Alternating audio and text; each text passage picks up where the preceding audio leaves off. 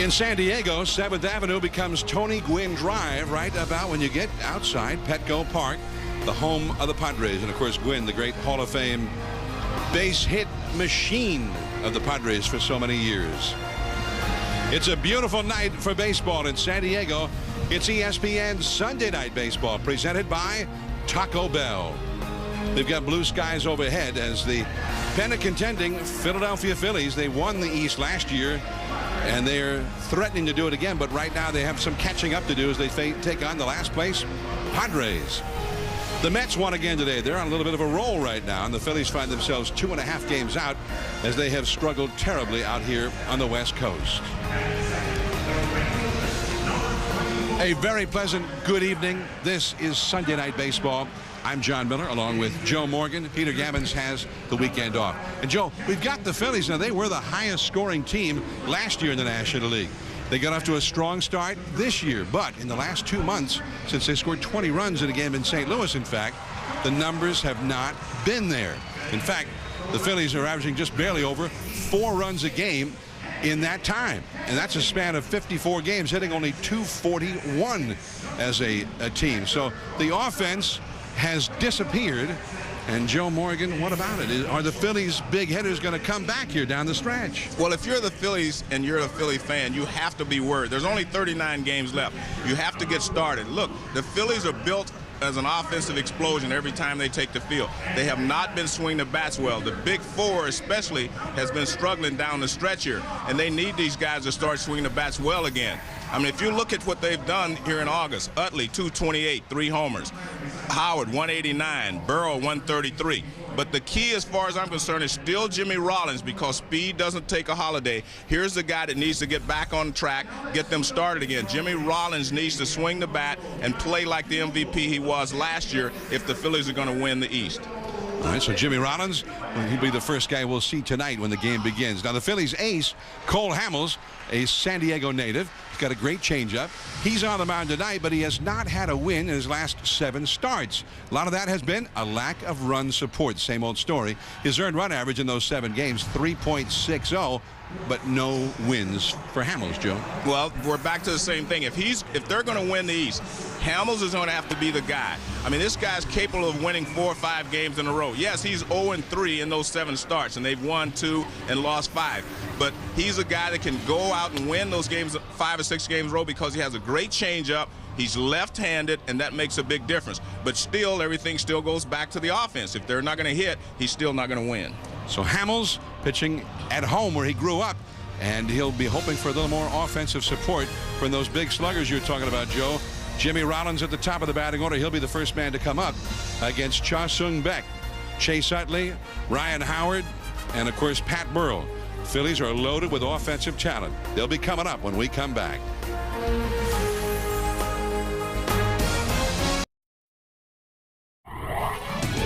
ESPN Sunday Night Baseball is presented by Taco Bell. Think outside the bun. And in part by Old Spice Pro Strength Antiperspirant. Protection so strong a former TV doctor can recommend it. MasterCard. There are some things money can't buy. For everything else, there's MasterCard. And Prescription Flomax. Petco Park, the beautiful downtown home of the San Diego Padres, just off the Gaslamp Quarter. And the Phillies getting ready to bat as the Padres take the field. This is Marine Recruit Sunday, as the Padres will be hosting a graduating class from the Marine Corps Recruit Depot. Friday night, Pat Burrell hit this home run against Greg Maddux. That was the only run of the game. Jamie Moyer and the bullpen combining on a 1-0 win. So even without much offense, they got the win. But last night, Reineke, the rookie, made the start for the Padres, and he got his first big league win in his first big league start. Brian Giles was the big bat. He drove in 4 runs, including a 3-run double that opened up the score early on in the ball game. 8-3, the Padres were a winner last night. So this is the rubber match of the series for Charlie Manuel's Phillies. They won the division last year with 89 wins as they finished up strongly as the Mets fell apart at the end. And right now they're struggling, trying to get that offense going, which has been a key for them. The Phillies batting order now presented by Taco Bell. Jimmy Rollins leads off at shortstop. Jason Worth in right field, 16 home runs. Chase Utley at second base, 30 home runs. Ryan Howard at first, leading the league with 104 RBIs, 33 big flies. Pat Burrell in left, 28 home runs. Shane Victorino, the speedy center fielder, a switch hitter and a base stealer. Greg Dobbs at third base, hitting .309. Carlos Ruiz, the catcher, batting eighth, struggling big time all year. And Cole Hamels, the pitcher, batting ninth. And they're all out there to face Cha Sung-baek, the 6'4" tall right-hander from Busan, South Korea. They picked him up in late May in a trade with the Seattle Mariners. You see his numbers: 4 wins and 6 losses and a 5.12 ERA with both the Mariners and the Padres. He's 4-6 with the San Diego Padres. Now let's take a look at the scouting report. He used his slider or his curve to get most of his outs, and he has not pitched well in his 8 games here at Petco. The Padres wearing the desert camouflage jersey, as they do for every Sunday home game. And the fastball a little bit high, according to Paul Nowert, the home plate umpire. So we are underway. Jimmy Rollins hitting .266. Remember, he was the MVP in the league last year. Things got off to a very bad start for him this year when he got injured right away. There's the throw to first, not in time by Edgar Gonzalez, and he really had no chance to get the speedy Rollins on that one. Well, let's take a look at the defense for the Padres. Adrian Gonzalez is the first baseman. He made the All-Star team this year for the first time, and he's kind of the lone big-time threat in this Padre lineup. He really is having a spectacular season, considering the lack of help that he's had in that lineup and the fact that they play here in what is a spectacular pitcher's ballpark. Jason Worth, and a fastball off the outside for ball 1. Cha Sung-baek, one of 3 players currently in the majors, born in South Korea. The others being Chan-ho Park with the Dodgers and Cleveland outfielder Shin-Soo Choo. Well, if you look at the lighting now, the lights have not taken hold. But the point is, the pitcher is standing right at the border there. As you can see the line, the sunlight right there. I think you'll be able to. At this point, it's okay. Is what I want to say. Later, it will be tough. There goes Rollins, and the throw goes into center field. Rollins will belatedly head for third. Here comes the throw, offline, and he's in there. Well, that shows the speed of Jimmy Rollins there, because he got a late break from second base after the ball was thrown into center field. And he was still able to get to third base on the throwing error. But that's what Jimmy Rollins brings. I mean, he forces the defense to make plays or to make mistakes. And that's the Jimmy Rollins that won the most valuable player in the National League last year. You see, the throw had a chance to get him because he was a little late getting up at second base, but he's at third now with no one out. Luke Carlin with the wild throw and the error, so Rollins gets his 31st steal. He's only been thrown out 1 time. The infield stays back. And a called strike on the outside to Jason Worth. 2 balls, 2 strikes. See, the one thing that happens when you have a guy like Jimmy Rollins at the top and he plays the way that he's capable, getting on base, forcing things to happen, it just makes it a lot easier for the guys that hit behind him, Worth and Utley and Howard. It just makes it so much easier when the man's on base and they're in the stretch. Tagging at third is Rollins. Here's Giles. He got the running start. The throw a little bit late, and it is 1-0 Phillies. Jimmy Rollins making things happen right away in this game. Well, you can see that Carlin had the plate block, and that new slide has kind of become a prototypical slide now. Guys slide around the catcher and then reaching back with his hand and tagging. There you see Rollins definitely does not leave too soon. Giles took a little longer to get rid of than he'd like, but watch the slide. So he goes around the blocking Carlin had the plate, Brock. He just goes around him and slides. That accomplishes two things. There's no way Carlin can reach out and tag him if he's stable there trying to block the plate. So that slide prevents them from blocking him off the base as he's sliding in. 1 out, nobody on. Chase Utley, the hitter, and a strike called on the outside. Utley, despite his struggles lately, has excellent numbers. 4th in the league in home runs with 30, 83 runs batted in, and especially when you consider he's hitting second most of the time. That is outstanding. The shortstop, Rodriguez, shallow left center, 2 down. There have been a lot of people that say that they believe that Chase has some injuries. I've heard it may be a hip. I've heard different things. He says he's fine, but he has such a compact, quick swing that I find it always difficult to see him going into a slump or not hitting well. He is one of the truly best great hitters in the game. Now Ryan Howard. And Howard, despite hitting only .233 and with an astonishing number of strikeouts, leads the league with 104 runs batted in and leads the league in home runs. And I talked to him for a while today, John, and he says he has never been able to get comfortable this year. He's had some hot stretches where, you know, he built these terrific numbers up, but he said even then he just could not feel comfortable. And he was hitting a lot of ball to the other way, to left field when he was hot, but now it seems that he's pulling the ball again or pulling off, whatever. Well, he's a guy who hits more opposite field home runs than any other hitter in the National League. And you see how much he's cooled off in the month of August. He started to get it going during July, hitting over 300 for the month. And that's back out of play.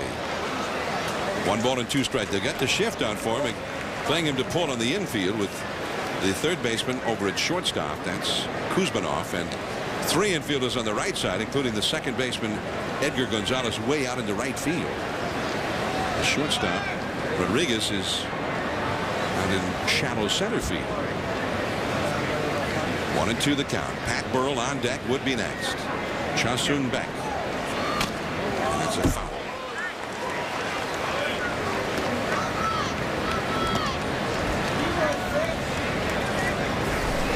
Well, Howard, of course, was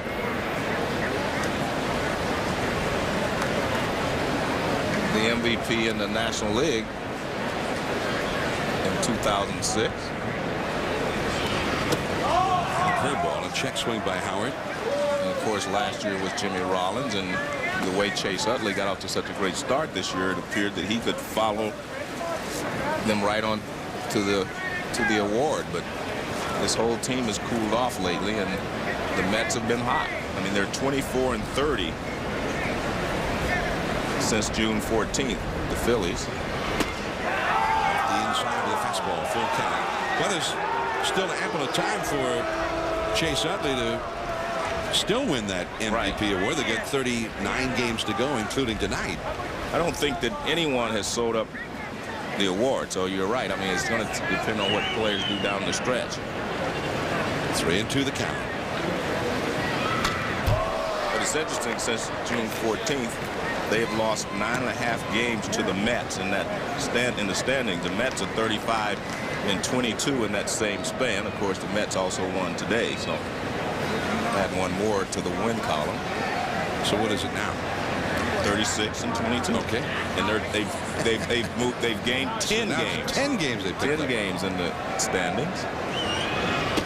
And that curveball misses for ball 4. So Ryan Howard coaxes a walk out of Cha-Seung Beck, and the inning continues for Pat Burrell. Pat Burrell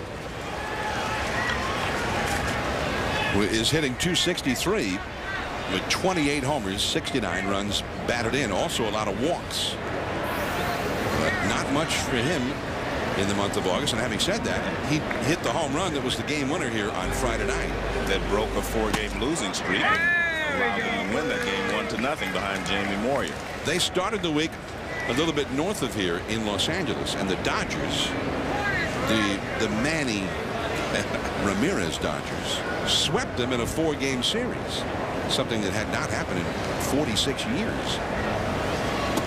at least to the Dodgers for the Phillies. And now they came here. They won 1-0 on Friday and got clobbered last night, losing 8-3 against a rookie starting pitcher. So these are hard times for the Phillies. They're 1-5 on this road trip, getting ready to go home right after the game. That one got in on Burrow's hands, and he fouls it back into the lower deck. Tuesday night, Andre Ethier got the base hit that won the ball game in the last of the ninth inning against J.C. Romero. Then Wednesday, it was Nomar Garcia-Parra in the last of the ninth, and that was a game-ending home run. So the Dodgers, they won the 4 games consecutively. Wasn't always easy, but they won it. Yeah, they were leading in 2 of those ball games, the 2 we just talked about. But the Andre Ethier also hit a game-winning home run today, John. So the Dodgers were able to win the ball game this afternoon. Of course, it didn't look like he'd need to. They carried a 5-1 lead into the ninth inning against the Brewers.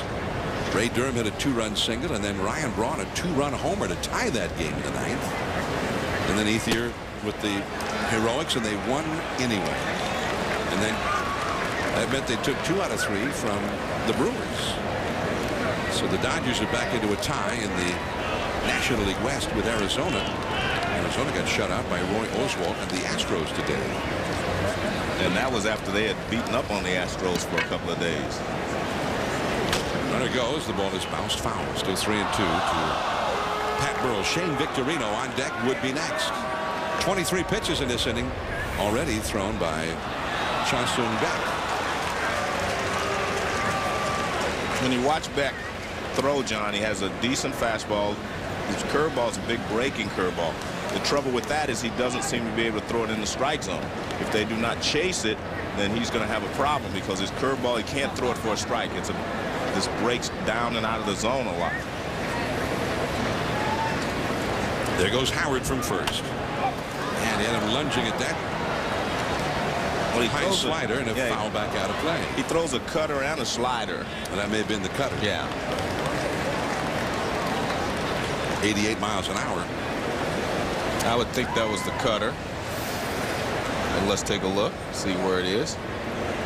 It's got a little break in it. Could have been a slider. Downward motion. Yeah, could have been a slider. Ryan Howard at first. He takes off. And that is ball 4. Almost a great pitch. Did not miss by much, but he walked 2 sluggers in a row. 2 men on. You see what I'm talking about on that pitch, John? It started in the strike zone, but it's moving out. He thinks he has to be perfect. He's trying to throw everything that's moving on the edge and then off. And the Phillies, the 2 guys, Howard and Burrell, have been patient enough to lay off of those pitches. They were close pitches, but they've been able to lay off. There's Darren Balsley, the pitching coach for the Padres, out to visit with Cha-Sung Beck. Balsley will head back to the dugout. He's the pitching coach. There's the manager, Bud Black. The second season, the Padres look like a shoe-in for the postseason late last year, and then the Colorado Rockies had an unbelievable finish, including beating the Padres in a 1-game tiebreaker playoff. The Padres went home. The Rockies secured the wild card berth in the postseason and ultimately got to the World Series. But as good as the Colorado Rockies played, John, it was the Padres who did not get the job done. I mean, they were ahead in a couple of games in Milwaukee, could not win. If they'd won either one of those games, they would have been the wild card in the National League. That is a foul ball by Shane Victorino, who is hitting .285, 11 home runs.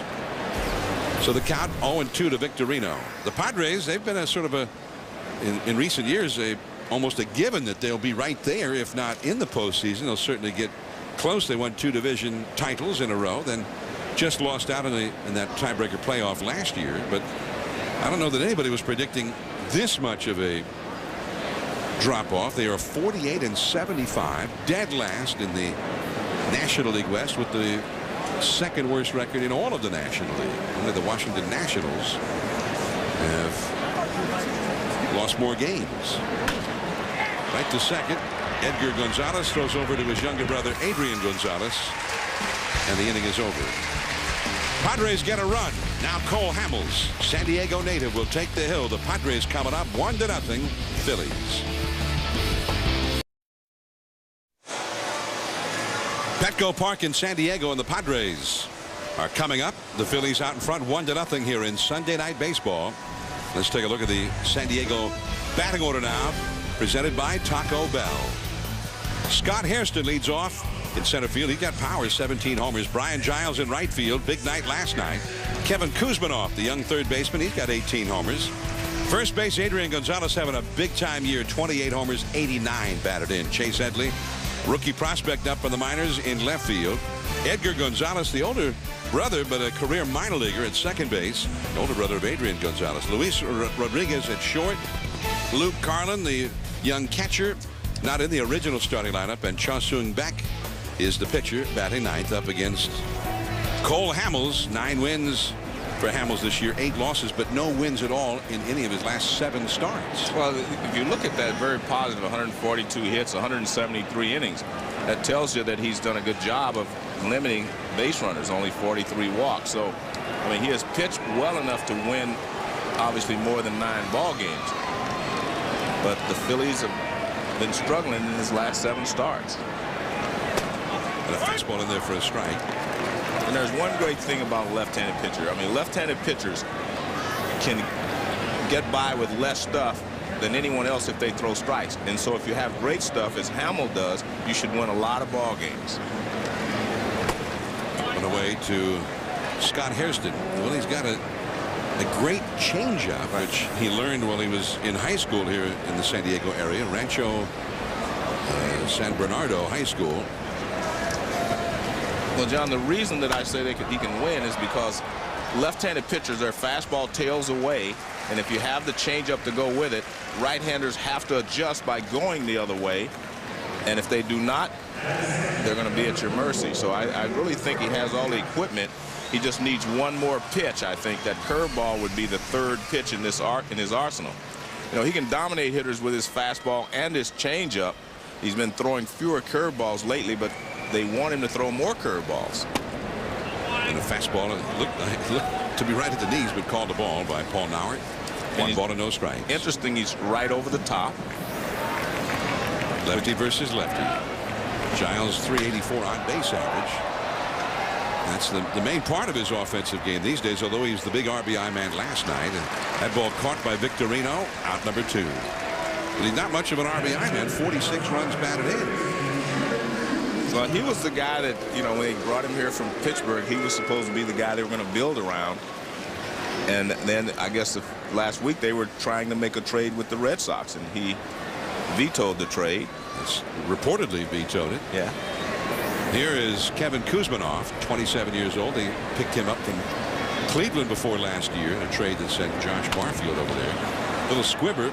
Ryan Howard, Hamels covering, and the inning is over, and Adrian Gonzalez never makes it to the plate. A 6-pitch inning for Hamels.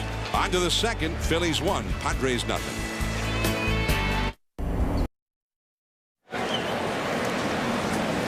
One to nothing Phillies as we go to the second inning. First ball swinging. Greg Dobbs deep into center, but there it is caught by Hairston. And there is one away. Now let's go to the studios. And Scott Reese with the Sports Center right now. Okay, John, Carl Edwards completed a weekend sweep at Michigan International Speedway today. His 5th Cup win of the season and his 2nd in the last 3 races as he held off Kyle Busch. And the Dodgers drama in Chavez Ravine. Walk-off home run by Andre Ethier. His 2nd of the game. They beat Milwaukee and stay tied with Arizona on top of the West. Sports Center after the game, guys. And strike 1 to Carlos Ruiz, the Philly catcher, who has just never gotten anything going offensively this year. .219 average. The Dodgers and the D-backs. The D-backs were defeated in Houston today as Roy Oswalt pitched 8 shutout innings, allowing 1 hit. And then Jose Valverde the ninth. They won it 3-0. So the Dodgers and Arizona tied for first. Colorado got a win in Washington, 8 games out in the National League West. A ball and 2 strikes. The Padres will be facing the Diamondbacks next, while the Phillies will be going home to take on Washington, but then their schedule gets pretty tough after facing the last place Nationals. Strike 3 call on the outside. Great job there by Beck. Let's take a look at Cha-Soon Beck's pitches in the first inning to Ryan Howard. I said they wouldn't chase. This is what he needs to do. You see, he wants to get the hitters to chase pitches out of the strike zone. And they're not chasing. Just off the plate. You can see he's staying out of the middle of the plate, which he has to do. And here's Burrow just off the plate. Again, just off inside. You see, he's trying to get them to chase. So you have to give them credit for not chasing pitches out of the strike zone. But he's going to need some help if he's going to pitch well in this ball game. Cole Hamels is gone on 1 pitch. And that is a 6-pitch inning for Cha-Soon Beck after a 28-pitch first inning. Adrian Gonzalez, Padres slugger, coming up. Beautiful downtown San Diego, Petco Park. The Padres trailing the Phillies 1-0. Adrian Gonzalez jumps on the first pitch from Hamels and gets the Padres' first hit. Gonzalez, who has 28 homers and 89 RBIs for a team that has been woeful offensively. Well, we were talking about Hamels needing to use his curveball a little bit more. And this one he hangs right pretty much in the middle of the plate. Gonzalez jumps on it and rips it to right field for a base hit. And what happens when you do that is your third best pitch and you say to yourself, I'm not going to throw that very often. And that's one of the problems they're having when they want him to throw it more often. Just to give the hitters something else to think about. There's Chase Headley. Headley, switch hitter, 263 average. He's hitting 343 batting right-handed. This is the guy that is the top offensive prospect out of the farm system. Formerly an infielder. They made him switch to the outfield during the spring, and he worked on that in the minors. But he got jammed on that pitch from Hamels, and there's an easy out to the left fielder, Pat Burrell, with Gonzalez holding at first base. As John, you mentioned, I talked to Bud Black today, and he said Headley is the guy that they're counting on, to help improve this team. He's the guy that they think can supply some consistent offensive power to this ball club. So here is Edgar Gonzalez. There's Buddy Black on the right. Second year as the manager of the Padres in his desert fatigue Padre uniform. And Edgar Gonzalez late on that fastball from Cole Hamels. Edgar is actually 4 years older than Adrian Gonzalez, the Padres' great young star. Edgar's a guy who spent many years in the minor leagues. Padres picked him up in the offseason, hitting .282, which is second among National League rookies. And it's a foul. So the Gonzalez brothers united here in San Diego, and they're both from this area. They grew up just across the border in Tijuana. Adrian Gonzalez played for Team Mexico in the World Baseball Classic a couple of years back. So he's the runner at first, and Edgar tried to move him up. Edgar is a guy who hits for average, but a line drive hitter. He doesn't have the power that Adrian has. He got 5 home runs, does Edgar. In this ballpark, that's not all bad, John. Just be a line drive hitter. I mean, that's what I think the Padres need to point to in the future. A little more speed in their lineup and more line drive hitters. I think speed should be the #1 concern of this ball club, not trying to get guys who can hit the ball out of the ballpark here. They have almost no speed at all right now. They've only stolen 27 bases the whole year. Tada Iguchi has 8 steals, and he leads the club. Well, if you're not going to hit the ball out of the ballpark, this is a big ballpark. The ball travels better in the daytime, of course, as we're playing here today. But as the ball's not going to travel here tonight, very few guys are going to hit the ball out of here consistently. This could be 2. Dobbs, the second one, and up to the first. He had nothing on the throw as he got a hit by Adrian Gonzalez. And Edgar is safe at first. Well, the throw led him into the runner, and that's why it was tough for him to complete the play at first base. The throw from Dobbs. Dobbs threw the ball. It was tailing to the right field side. Watch where the throw is. Watch where he catches it. So he catches inside the right near the runner, and that allows the runner to force him to get into the air. If the throw is more back here, he can avoid the runner. You see, he's right in line of the runner. He's got to get in the air very quickly. So the throw led him right into trouble. Now Luis Rodriguez a switch hitter, the shortstop. Khalil Green, the Padres regular shortstop, is out for the year, and he was having a miserable year, hitting only .213, and the frustration finally got to him, and he punched out a trunk after an at bat that did not go well, and suffered a broken bone in his left hand, and out for the season. 1 ball and 1 strike to count to Luis Rodriguez. 1-0. The Phillies are leading. By the way, Joe, a guy who watches us every Sunday night. Right. Very well known in Baltimore, where I used to live at one time. Dr. Nathan Schnapper just turned 90 years old. And a wonderful person, part of what made Baltimore such a great place to live. And he watches us every Sunday night. But now that he's 90, sometimes doesn't make it through the whole game telecast. Well, he can make it through when we're on the West Coast, maybe. He can hang till 11. Well, I hope so. But anyway, happy birthday to Dr. Nathan Schnapper. Now, I don't usually wish people happy birthday, except you. Well, of course. It's not your birthday, is it? No. Yeah. And that one is fouled back and out of play. But I made an exception here.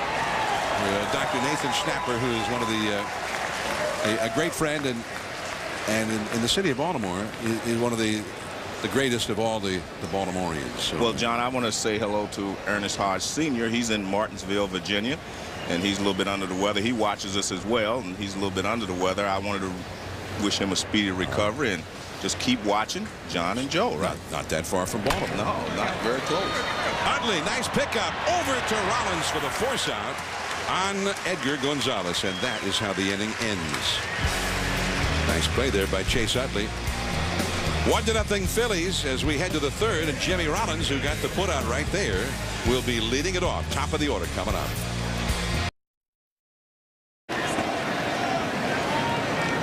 Cha Sung-baek, 28-year-old right-hander from Busan, South Korea, on the hill for the San Diego Padres. And for the Phillies, Jimmy Rollins leads off. Only 1 run is scored in the game as Beck drops in a big curveball for a called strike. And it was a Jimmy Rollins production. He singled leading off in the first inning. An infield hit. Stole second, and as the throw sailed into center, he went to third and then scored on a fly ball. That's the only run of the game. Along the left field line, hustling over is Headley. He's got it. 1 away. Tomorrow night on ESPN2, Monday Night Baseball presented by Holiday Inn. 8 Eastern. Lance Berkman of the Houston Astros take on those Milwaukee Brewers. CC Sabathia is scheduled to be on the mound against Berkman and the Astros. Then on Wednesday Night Baseball on ESPN2, 7 Eastern Wednesday, the Angels, the best record in the majors, against the Tampa Bay Rays, who lead the American League East. Perhaps a postseason preview right there. Jason Worth, the hitter, and a slider in for a strike. Now, Tampa Bay is playing right now in Arlington, Texas. Could be a very profitable night for them because second place Boston lost today. They got clobbered by the Toronto Blue Jays, and Josh Beckett, the ace right-hander for the Red Sox, got lit up. 8 runs allowed, all earned in 2 1/3 innings against Josh Beckett. I know it's. Go ahead. That's bad news. Yeah, I know it seems like for Boston that Mr. Steinbrenner's thrown in the towel by saying we'll win next year, but tell you what, it's not too late for the Yankees to make that run. In Toronto, even for that matter. Yankees won big time, 15-6 over Kansas City, and Mike Messina won his 16th game. He's 16-7, so at the moment they're 9 out, but they gained a game on the Red Sox, 5 out in the wild card. So there is that back door that's open. Yeah, there's still time. I mean, if you look there, the Toronto Blue Jays are only 11 back, and they've got such a great pitching staff. I mean, anything can happen down the stretch. Blue Jays Gaston has seemed to help turn that team around. Blue Jays are 7 out. Of course, one of the Central Division teams would be in that wild card. Yeah, as well. Story as well. In the wild card, there's Minnesota just a half game back, or you could also say the Chicago White Sox, because the Twins and White Sox are tied for first in the Central. And then the Yankees. Toronto one way or the other could play a very important role in who does get there. They have a lot of games left with Boston. Correct. When they throw guys like Roy Halladay, he had a complete game victory against Boston yesterday at Fenway. And then today it was Sean Markham. They've also got A.J. Burnett has won 15 games. Halladay's won 14. They can throw some pretty good pitching at you. Ryan Howard in the hole with Utley on deck. And it's 2-2 to Jason Worth. 1-0. The Phillies lead here in the third. I have been impressed with Jocelyn Beck, John, because he was missing with that pitch in the first inning. Now he's getting the edges and the corners with the slider and the cut fastball and the curveball. So he's throwing the ball much better. And you see where the catcher set out. Let's see how close he comes. He hung that one. Down the right field line. And just out of the reach of Giles, and he broke through a doorway there. Foul ball.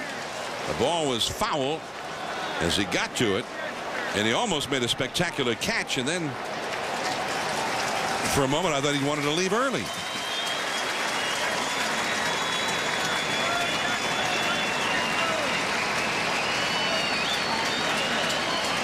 Well, he's a very good guest, Joe. He makes sure he closes the doors himself afterward. Although it's going to be difficult to do it from that angle. Scott Hairston comes over to help him out.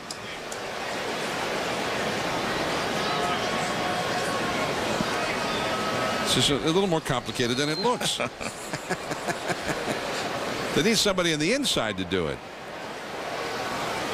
Well, it looks like, fortunately, we're able to chuckle over it because it looked like he was fine afterward. Well, he was hustling down the line. You see the ball bounces. Can't see what fair or foul from that angle. He did a good job of turning his back into the ball. And watch, he turns his back into the wall. That keeps him hopefully from being injured.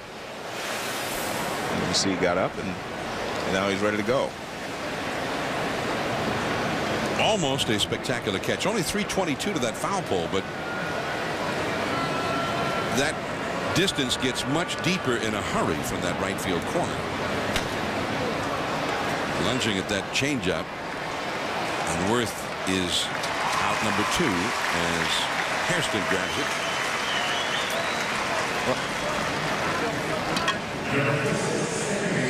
Petco Park, and right down the right field line there's sort of a box of seats that almost protrude out into play, but then the fence jumps back considerably from that little box there in the corner by the foul pole where it says Petco, and then AM PM, that's 40 feet deeper, just that close to the right field line. There you see that Petco area, that box that comes out. Plus the fence is pretty high out there in right field and all the way out to right center.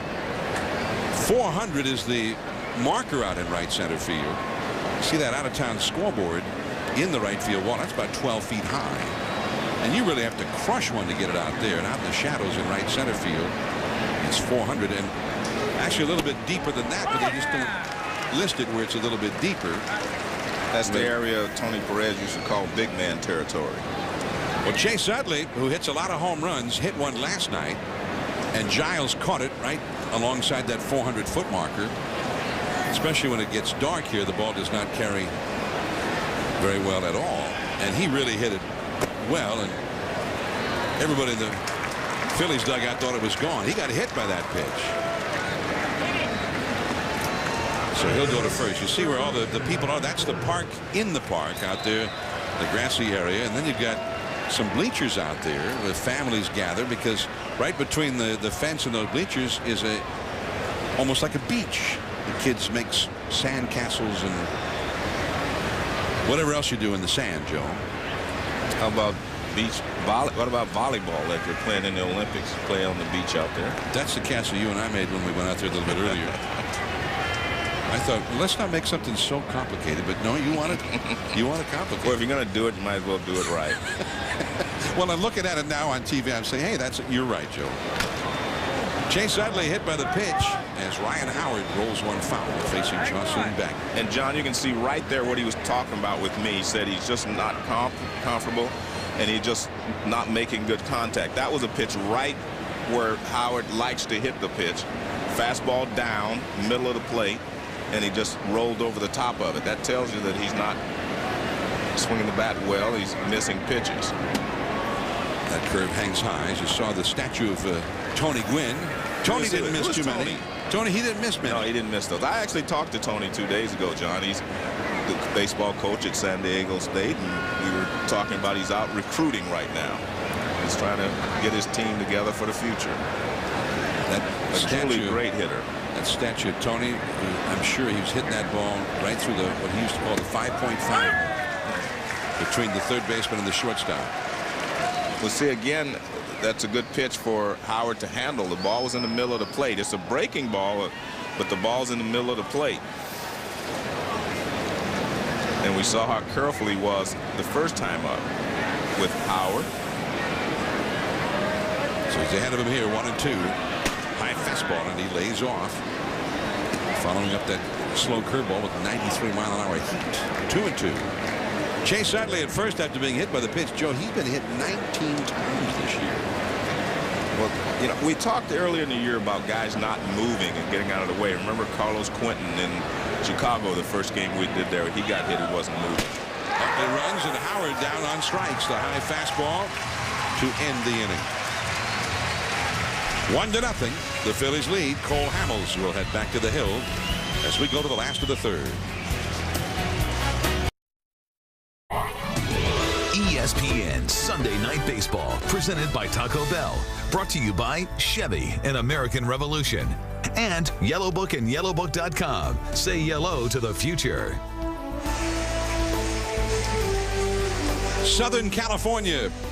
Beautiful weather all through the weekend here while the Phillies were in town. Both San Diego and up the road in L.A., where the Dodgers have been holding forth all week, winning 6 out of 7. 4 in a row for the Phillies, and they just took 2 out of 3 from the Milwaukee Brewers. So the Dodgers doing well at home against 2 contending teams from other divisions. Now the Padres with Luke Carlin, 27-year-old catcher, a switch hitter, hitting only 149 at 87 at bats.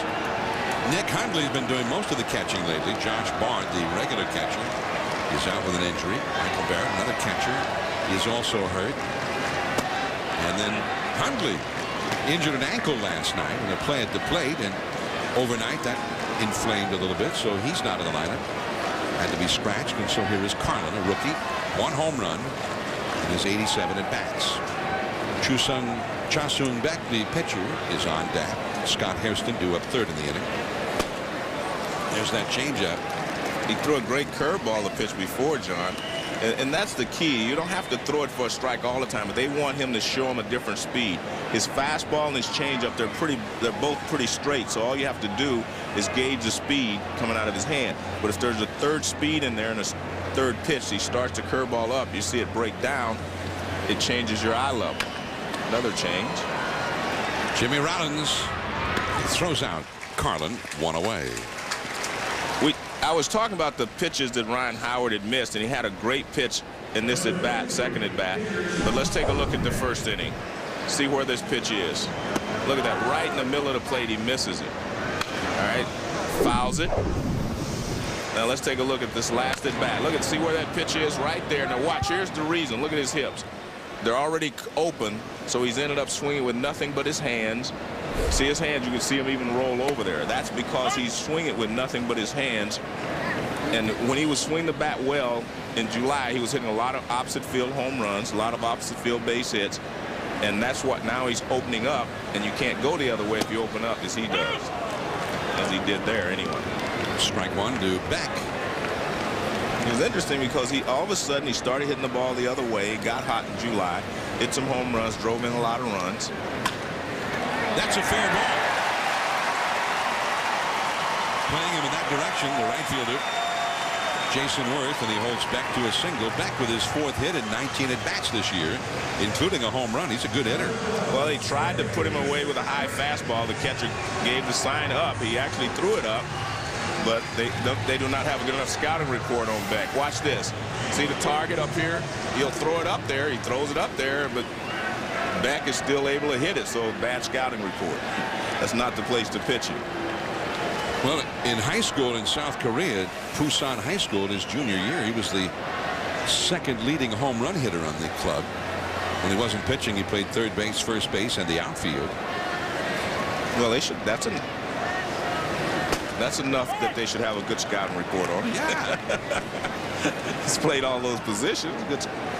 Should have a better scouting report than know that don't throw him the high cheese. Of course, when he got to the big leagues, he was up in Seattle in the designated hitter league, the American League, and didn't ever really have a chance to bat. I think most pitchers are good in the DH league.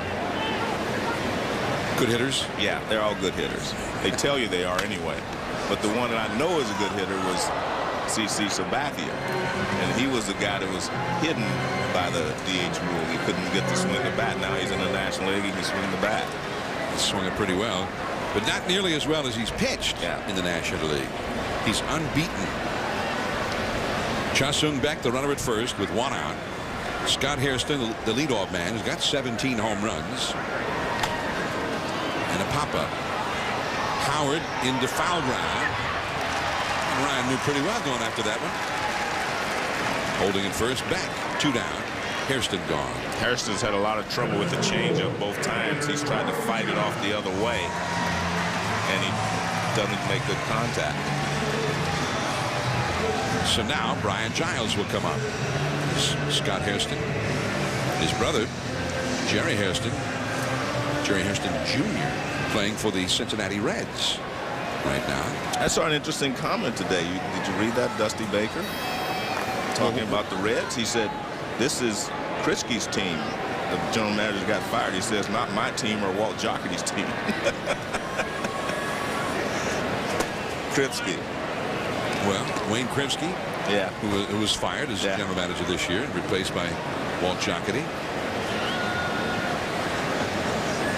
Did anybody get to Wayne Kritzky for equal time? Giles fouls one back and out of play. 1 ball, 1 strike. You know how baseball is. Once you're fired, you're out of the loop. Yeah. I saw Wayne Kritzky this week in Houston.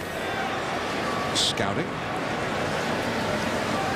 A ball and a strike to Giles, who flied out to left center his first time. There goes Beck from first base. He got a huge jump. They weren't holding him. And he had that one stolen easily.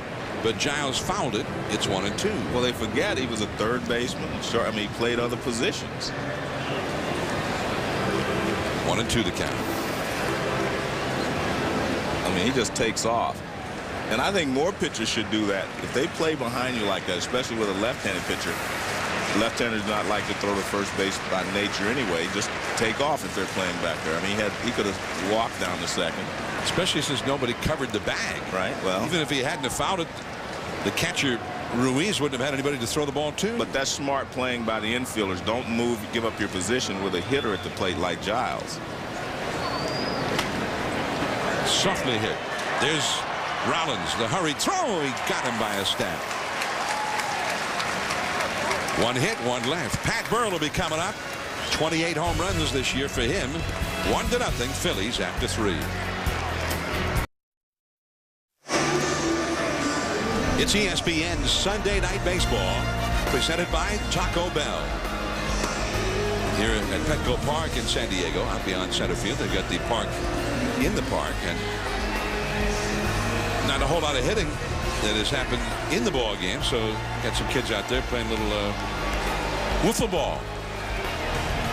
Got their own action going out there. Look at that, Joe. We're sitting in the wrong spot. Beautiful. Could have had ourselves a brew and a super pretzel.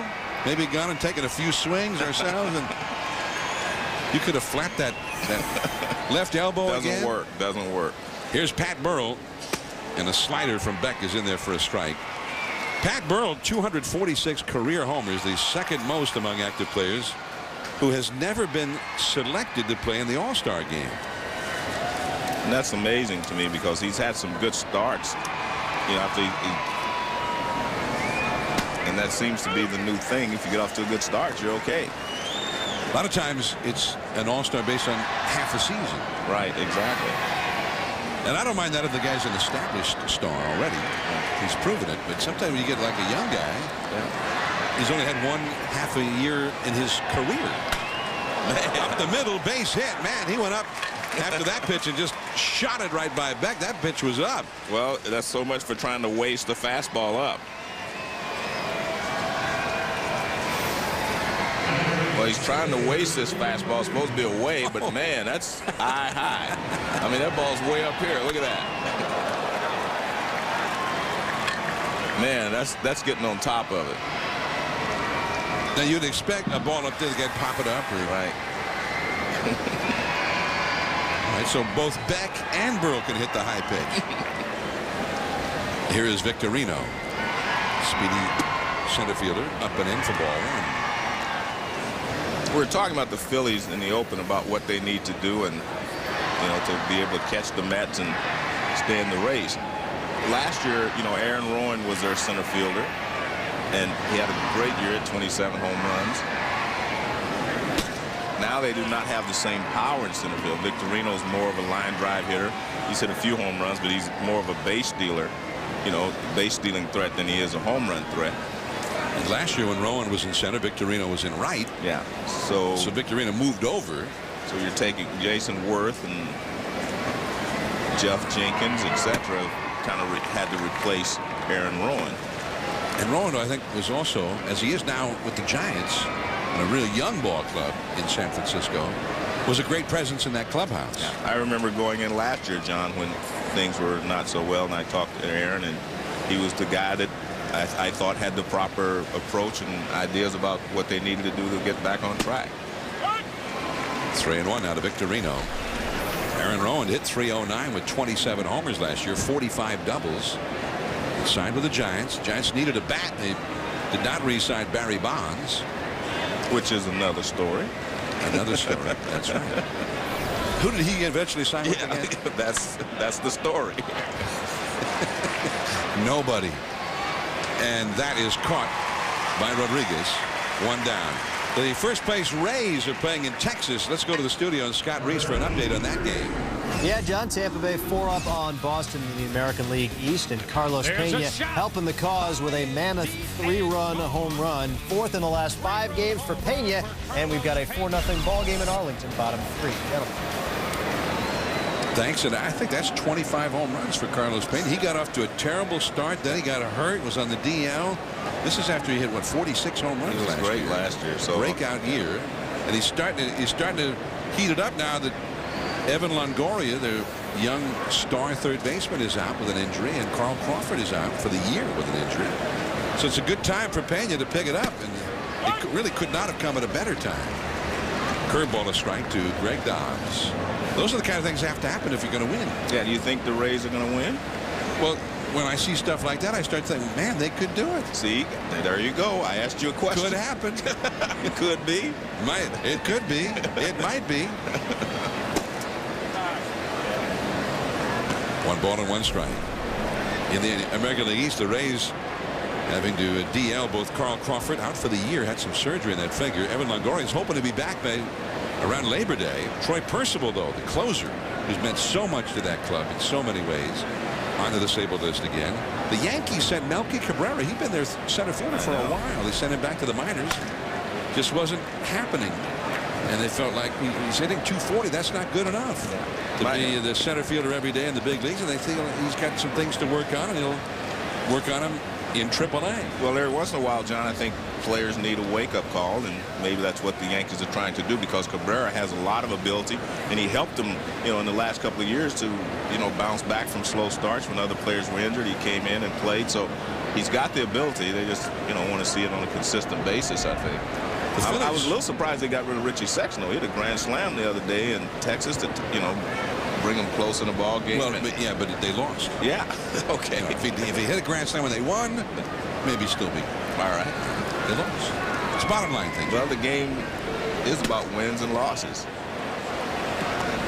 They only have 2 columns that matter at the end of the season: wins and losses. The rest of it doesn't really matter. Tough year for Sexton. He's been released now by 2 teams. The Mariners also cut him loose earlier. Greg Dobbs, the hitter, with Pat Burrell at first. 1 out here in the 4th inning. The Phillies lead 1-0 against that man, Cha-Sung Beck.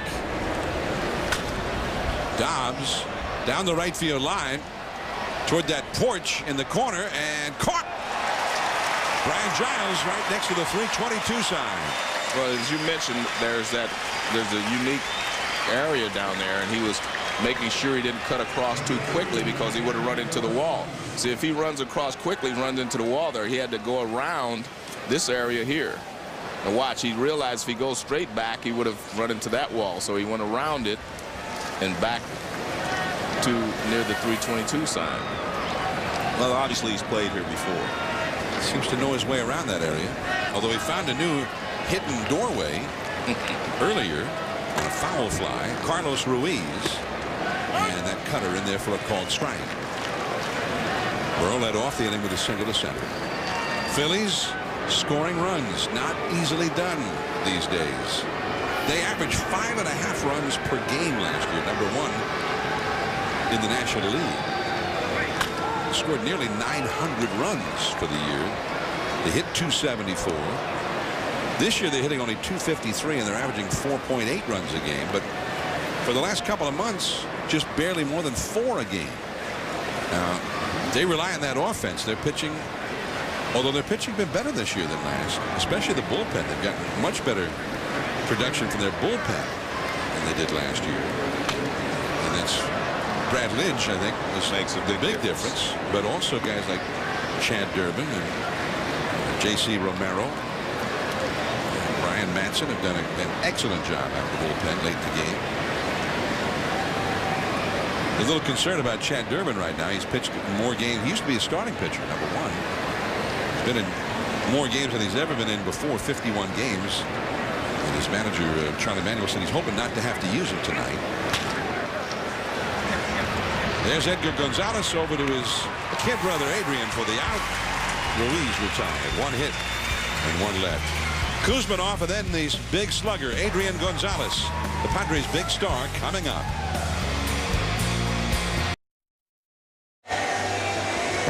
Sunday night baseball from San Diego. It is 1-0. The Padres leading. Back of their outstanding young left-hander Cole Hamels out of Rancho Bernardo High School here in San Diego. Cole Hamels has that outstanding changeup. We've seen it several times already in this game, and he told us about how he happened to develop that changeup. I learned how to throw a changeup because it kept guys off balance, to where when I did throw an 80-mile-an-hour fastball, which would normally be batting practice to them, it looked a lot harder and they weren't able to hit it. And that's when I started realizing that this could become a successful pitch. Plus, it helped that every night I was able to watch Trevor Hoffman go in and close it out for the Padres. So Trevor Hoffman's got one of the greatest changeups anybody's ever seen.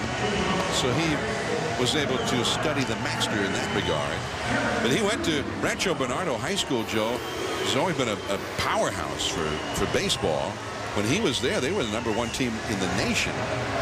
And so he was facing a lot of guys who were top players. And he said he wasn't throwing any 95-mile-an-hour fastballs at that time as a high school kid. So he came up with that changeup. Well, I think a guy that can throw a changeup and throw straight over the top, it's more deceptive because the arm speed looks the same when you're straight over the top.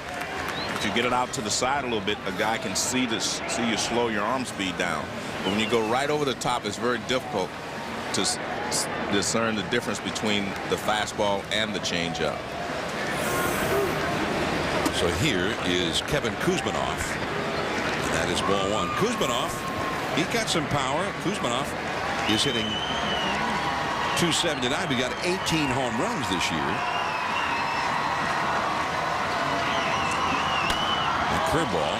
And deep left center.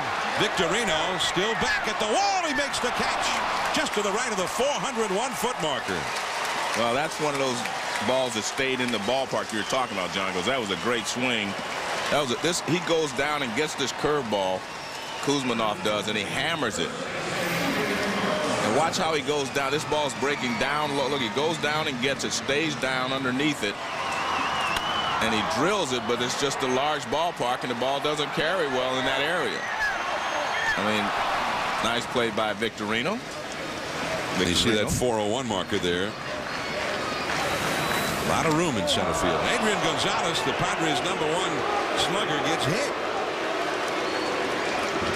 All right, Joe, so now Chase Utley got a hit. A Phillies slugger. Now Gonzalez gets hit. That was a little different. That was a slider down to Utley. I don't think that was retaliation. But if you're going to retaliate, you might as well hit a guy that can hurt you. I don't think it was. Fastball in. And Gonzalez can't move out of the way.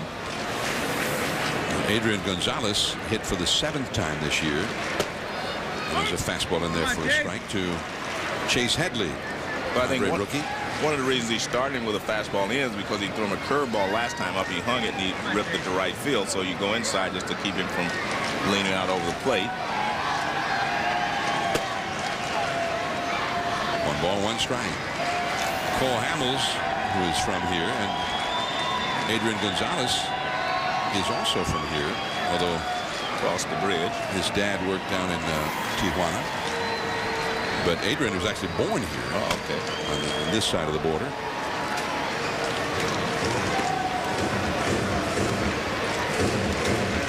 In fact, when he was 1 year old, his family moved down to Tijuana, where he lived until he and his family returned to San Diego when he was 13 years old. Edgar Gonzalez, his older brother, on deck. That's strike 3 called to Headley. And that is out number 2. Joe, now our sprint instant analysis. Well, the instant analysis tonight, we're going to take a look at Cole Hamels' changeup. And you can see the hitters are pretty much out in front of it at all times. And that's the point. It looks like a fastball. Everything looks like a fastball when you're coming right over the top. And you can see that he's able to get a lot of outs with the changeup. 3 2/3 innings. Only 2 hits allowed. Has not walked anybody. And he's making him hit the ball. Hamels gets a lot of strikeouts normally. Had 154 strikeouts and 173 2/3 innings before tonight. Change-up, strike on the outside to Edgar Gonzalez. Edgar went to San Diego State. And Adrian and Edgar's dad, David Gonzalez, played amateur baseball in Mexico. He was a first baseman on the Mexican national team at one time. Baseball family. There's Jason Worth. And this inning is over. 1-0. Jimmy Rollins is accounted for the game's only run. He'll be coming up second after Hamels, then Worth. Utley would be due fourth when we come back.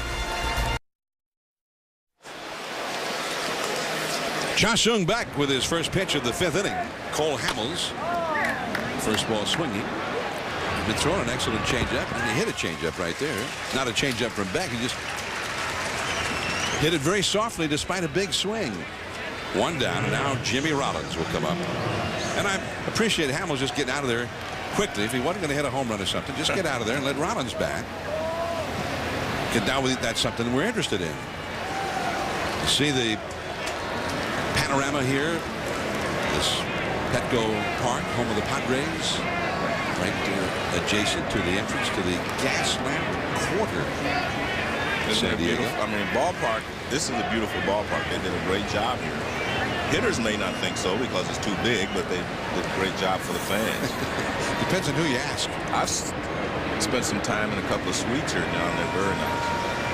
A very nice place in which to watch a ball game. Beck threw a pitch that looked like a changeup right there. Rollins trying to butt his way aboard. Strike 1. And Adrian Gonzalez is pretty nice with the glove over at first base, playing him shallow now after seeing Jimmy show bunt. Rollins has an infield single, a steal, and scored the game's only run. And quickly behind in the count now 0-2. He flied out to left his last time. He is 1 for 2.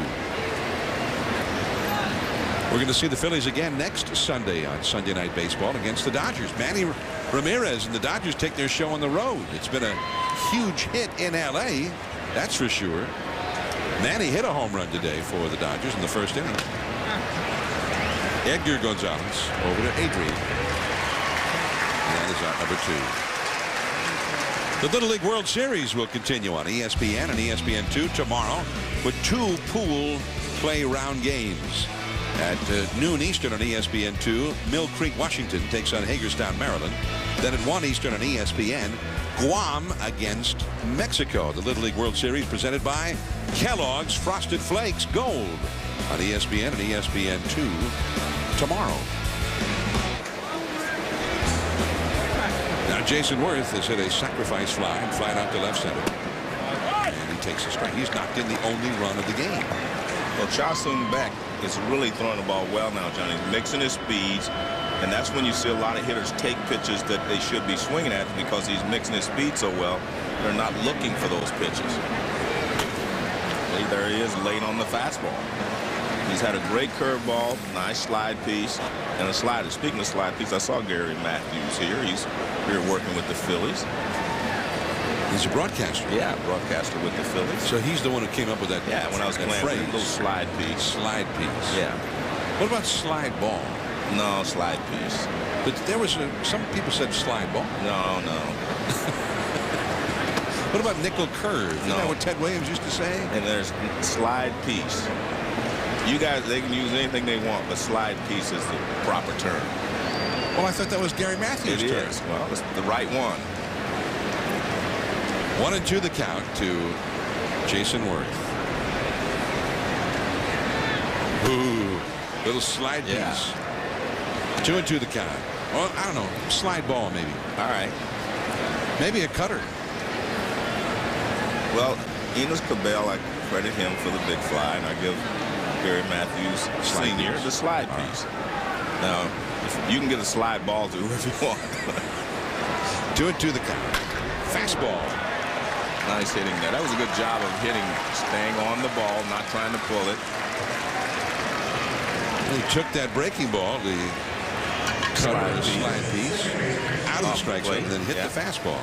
Now watch, he stays inside out, doesn't try to pull it, and stays pretty level here. Watch the swing when he gets to the ball. Look how level that bat is right there. Nice swing there by Jason Worth.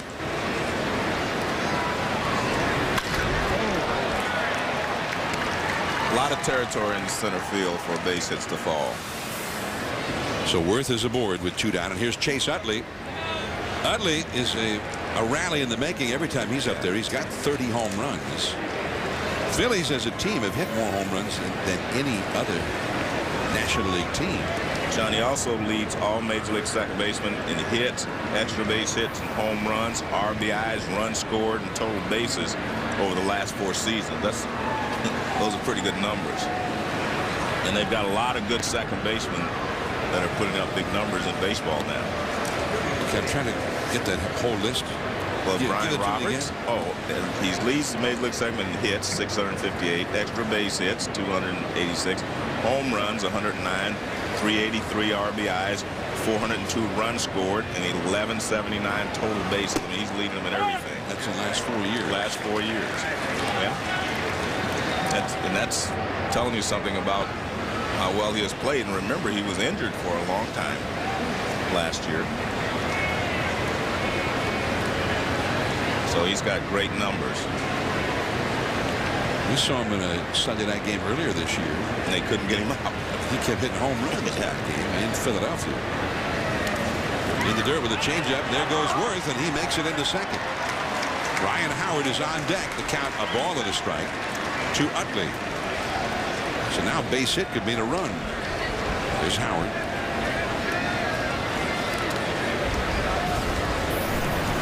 There's those numbers you're talking about, Joe. 4 seasons, and this is the 4th season. It's still in progress. Those numbers are going to go up. So he's averaging about 30 homers a year and 100 RBIs a year for 4 straight years. That's just the average for him. Over 100 runs per year.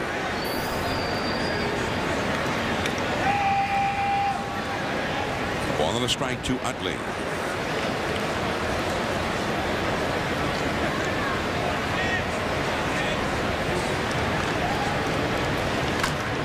That's a foul ball. Threw him another changeup. Now, one thing that I'm noticing here, Joe, Beck is usually throwing that changeup, and he's getting it down around the knees, whereas Hamels often has been up in the zone with that changeup. But Hamels is more deceptive because he throws harder. He can throw the fastball up there, so if it looks up there again, you know, you think it's a fastball and it's a changeup. If a guy like Beck throws the changeup down, the fastball up, then he's going to have a problem. If they're on the same plane when they release the ball, that's when they're more deceptive. That helps with the deception. Yeah. 1-2 the count. Worth at second. And Another changeup that was down, and that is foul.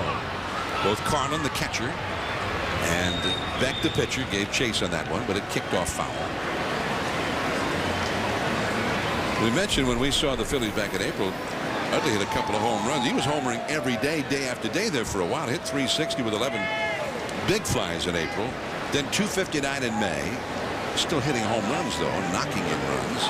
Then June, everything was down across the table, and down even further in terms of RBIs in July.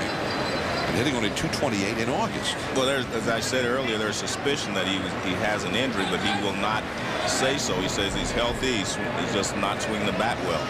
And he's that type of guy. He does not make excuses or let anyone make excuses for him.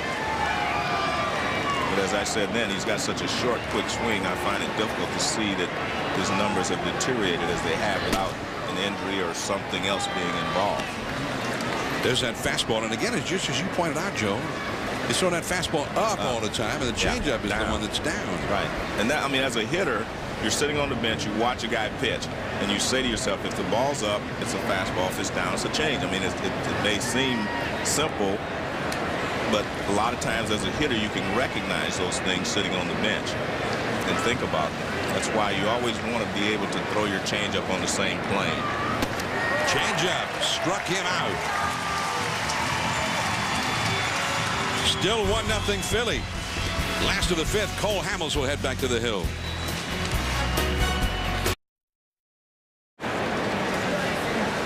Cole Hamels back to the hill. He's got a 2-hit shutout going as we start the fifth inning, the last third of the Padre batting order. Luis Rodriguez, Luke Carlin, and Chasun Beck coming up. And a changeup in the dirt for ball one. Hamels was 15-5 last year and was a member of the National League All-Star team. See Rodriguez numbers. Switch hitter. This is a guy 9 years in the minor league. He's from Venezuela. And he has shot now to play on a daily basis with the injury to the regular shortstop Khalil Green. That changeup in there for a strike. So his changeup could be anywhere. Yeah, and that's what makes it more effective. I mean, we've seen Chasun Beck. All of his changeups are down, and his fastball is up. 1 ball, 1 strike to count. Fastball on the inside at the knees. Strike 2. And Hamels has been a strike throwing machine so far. 45 pitches thrown, and 35 of them have been strikes. Whoa, boy. That's almost 80%, Joe. Did a quick calculation there. I've noticed that you're pretty good at percentage. Second grade math. I kind of peaked in second grade. Then Jimmy Rollins throws out Rodriguez. 1 away. Well, Hamels is from San Diego, and his mom and dad, Gary and Amanda Hamels, are in attendance. Back behind, looks like they're behind the plate. I'm thinking because I see that backstop in front of them. Well, there's Padres.com. They must know somebody, because they got pretty good seats for this game. I wonder who set them up like that. Cole Hamels now to Luke Carlin. Luke, feel the force. I mean, he looked like he was chasing that little thing that moves around on it, didn't it? That was a changeup, and he bunted at it and missed it. And the ball ended up down around his ankles. Ooh. Feel the force. Here's the pitch now, and that's a foul. A little bit late on that fastball. Following up the changeup as it did. Luke Carlin, who is hitting only 148 so far in the big leagues this year. 88 at bats. Chasun Beck, who has one of the Padres' 2 hits. They haven't done much at all so far against Hamels. There's Beck awaiting this turn. And that curve is bounce foul. 0-2 the count. Scott Kazmir pitching tonight in Texas for the Rays. And they lead 7-1 now in the 4th inning.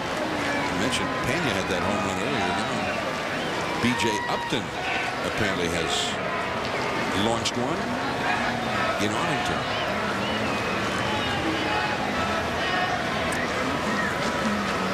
To the count. Change up. There's Dobbs. And he got it. Out number 2. Now let's go to Scott Reese in the studio for a Sports Center right now. All right, John. Carl Edwards using the force today. He is your Sprint Cup Series winner at Michigan International Speedway, completing the weekend sweep. His 5th Cup win of the season, 2nd in the last 3 weeks, and he flipped. And you mentioned it, B.J. Upton with his 8th home run of the year, a 2-run shot at Tampa Bay. Now with a 7-1 lead over Texas, the Rays 4 up on the Sox. Sports Center after the game, guys. Okay, Scott, and strike 1 the count to Cha-Seung Beck. This is the best game that he's pitched so far in front of the home fans here in San Diego since his arrival from Seattle. John, we saw that Texas is losing 7-1.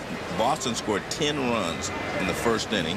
I happened to be watching that game. That was earlier this week. Yeah, against Texas. And guess what? They ended up winning 19-16, I believe. Boston won 19-17. Yeah. But what was great, John, to me is I watched that game, and the Texas Rangers never quit. That one hit Hamels in the foot and went right to Howard. Just as if they worked on that all spring. That's the way they planned it. Ryan Howard will be coming up. Then Pat Burrell. You got some big power coming up with the Phillies, who lead 1-0.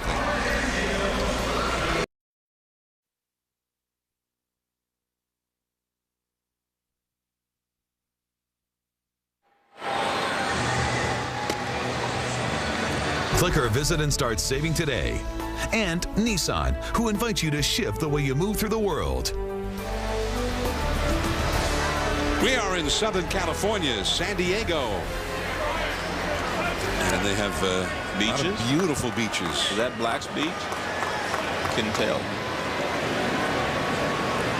It's right near Torrey Pines, that particular beach. Have you ever heard of that? Yeah, I've heard of Black's Beach. I've been. No, have you heard of Torrey Pines? Yes, I've been to Torrey Pines and looked down at Black Beach. Okay, well, what Black's happens? Beach. What happens at Torrey Pines? Well, Tiger Woods usually wins whenever they play there, but right. I played in the Pro-Am there, and right below there is Black's Beach, you know, the beautiful beach. I thought it was like a campground or something. Oh, beautiful beach. 1 ball to no strikes to Ryan Howard, and a curveball from Beck in there for a strike. Ryan Howard, you mentioned how Chase Utley leads all Major League second basemen in home runs, RBIs, all that the last 4 years. Well, Ryan Howard leads all second basemen, first baseman, center field. He leads everybody, no matter their position, in home runs and RBIs the last 3 years. Slider up and in. He had to qualify Chase Utley. Yeah, true. And those are huge numbers and spectacular numbers for a second baseman in particular. But Ryan Howard, home runs, RBIs, he's got more than anybody, more than A-Rod in the last 3 years. Just as a for instance. Man. Strike 2. Cha-Seung Beck, I mean, John, he is pitching a great ball game. He's using his pitches. He's changing speeds very well. And he's keeping the ball down and away from Ryan Howard this particular at bat. Howard has walked and struck out in this game. 2-2 the count. That is foul up the first base side. 2 balls, 2 strikes. Ryan Howard has more home runs. The 138 homers he's hit since 2006 are the most by any Phillies player over any 3-season span in the history of the team. Michael Jack Schmidt? Not even Michael Jack had that many in any 3-year period. Only one Philly in history had more RBIs in a 3-year period than Howard has had. That was Hall of Famer Chuck Klein. Change up. Struck him out. Well, the one thing you notice when you watch Cha-Seung Beck is that he throws the fastball. When he uses his fastball, watch, he gets the ball up. Stays up with the fastball. These are 3 fastballs that he's thrown in this ball game. Up, and it keeps the hitters off balance, right? Now, when he throws a changeup, look where they are. All down. Everyone is down. To Utley, strikes him out. I mean, those are down, you know, and going down. But what you can do as a hitter, here's Burrow. Fastball away. As you realize that anytime he's going to, if the ball's up, it's a fastball. If it's down, it's a changeup. It should help you stay off of those pitches that are out of the strike zone. What he really needs to do is throw a few fastballs down as well, just to keep the hitters honest. We see Cole Hamels throwing his changeup and fastball in the same locations. Fastball. No, that's a change, too. It got it down a little bit. I was going to say he must have been listening, but he wasn't. A ball and a strike. Well, I think. But I mean, that changeup was up a little bit more than most of them. Yeah, but it's really just trying to, nitpick, so to speak, because he's pitching well. But as a hitter, you can decipher what he's doing by saying the fastball's up, there's one up. Well, we've seen and the teams do that. Down. I remember on a Sunday night game, I think you were at the Hall of Fame, and Oral Hershiser pointed out that a pitcher who had an excellent split finger pitch. Right. But he would never throw any fastballs down on the knees. He'd throw that splitter down, and they never swung at it. And that's the point. It helps you to lay off. Burrell belts one way back there. Goodbye. A home run for Pat Burrell. 2-0 Phillies. Burrell's second home run in this series. And the other one was the only run in a win against Greg Maddux here on Friday. A 1-0 win for the Phillies.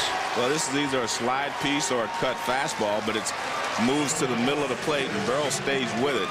Pretty good swing there, John. I couldn't tell. Watch, it's either a cutter or a slide piece. I think that's more of a cutter. Let's take a look. Burrell extends out, gets it. And this is not a big ballpark for Pat Burrell. Apparently not. Here is Shane Victorino. If you're going to hit home runs here, the best place to hit them is left field or left center. And I mean right out left center, not deep left center where we saw one hit earlier. It was 357, as you mentioned, to left field. That's not a big ballpark, 357 straight away left field. And it plays a little bigger once the sun goes down. But that has not yet happened. 1-1 strike. Shane Victorino, the hitter. Down the left field line, you got the Western Metal Supply Company building. The whole building from the corner and to the right is in play. That's fair. They don't have a foul pole down there. They have a foul building. A whole building. So if it hits to the right of that foul line, see that it's on the corner of the building, then it's a home run. If it hits on the left side of the building, that's foul. Got some seating comes down from each floor of the old Western Metal Supply Company building, which was erected back in the 19th century. So it's been sitting there all that time. They just kept it as part of the ballpark. Now you can have parties there before they. In fact, you and I ought to check in and rent that out next time we're here. Victorino is retired, 2 down. Well, let's take a look at Pat Burrell.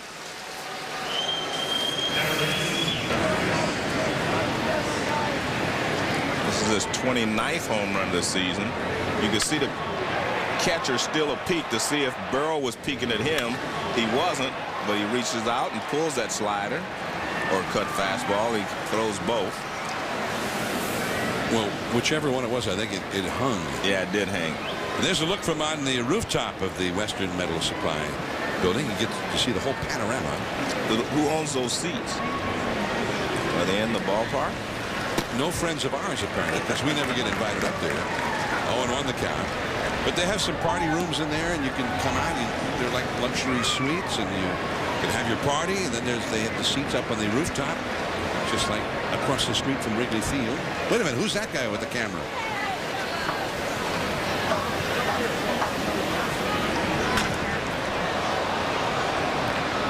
That one is deep and foul into the second deck down the right field line by Greg Dobbs.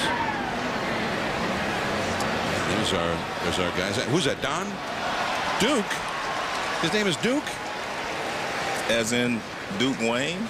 Hello, Billy. Duke. 0-2 the count. And the curveball. Did he swing? No.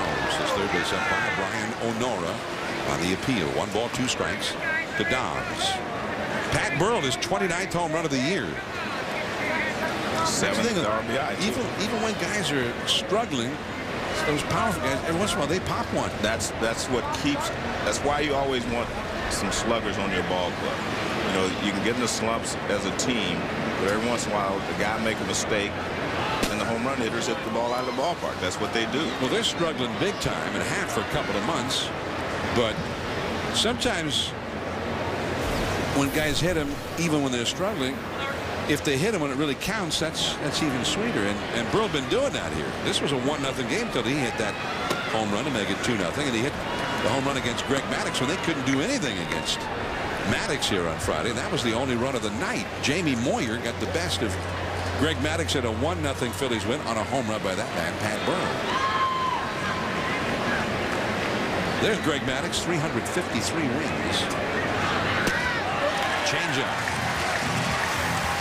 Beck is pitching an outstanding game, but he's trailing 2-0. Pat Burrell put that one on the board. Padres with the top of the order coming up.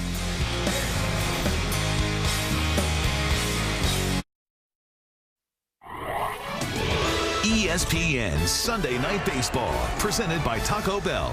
Brought to you by State Farm. At home or away, State Farm is there. Call, click, or visit and start saving today. And Nissan, who invites you to shift the way you move through the world. Sunday Night Baseball from San Diego. I'm John Miller along with Joe Morgan, your Sunday night telecasters. Peter Gammons with the weekend off. He'll be back with us next week from Philadelphia. And there's Cole Hamels with a changeup down and away to Scott Hairston. Hairston has flied out to right and fouled out to first. 17 home runs for the, but only 31 RBIs. So most of his RBIs have been on his own home runs. Scoring runs have been a problem for the Padres all year long. And the guy who's driven in most of them is Adrian Gonzalez, their outstanding cleanup man. Now that's his pitch, Joe, and he doesn't miss many of those. He can hit anybody's fastball, and he fouled that one straight back to the screen, the high fastball. Well, let's take a look at this fastball. That fastball had a little movement on it, though. It wasn't just a dead straight fastball. And out of play. So it's 2 balls and 2 strikes. Brian Giles and Kevin Kuzminoff to follow. There's Mike Adams, a right-hander, up in the San Diego bullpen. Darryl Ackerfelds, the bullpen coach, in the foreground. Padres in their desert camouflage fatigue jerseys. Change up. Put him away. And that was 2 fastballs in that same exact spot, and then a changeup. No chance. Major League Baseball congratulates Santo Domingo of the Dominican Republic on winning the girls softball championship of the 2008 RBI World Series, presented by KPMG. Congratulations to the Dominican Republic team from Santo Domingo. And the RBI, that's reviving baseball in the inner city. And it's a big program all around the country, all around the world, actually, since we're...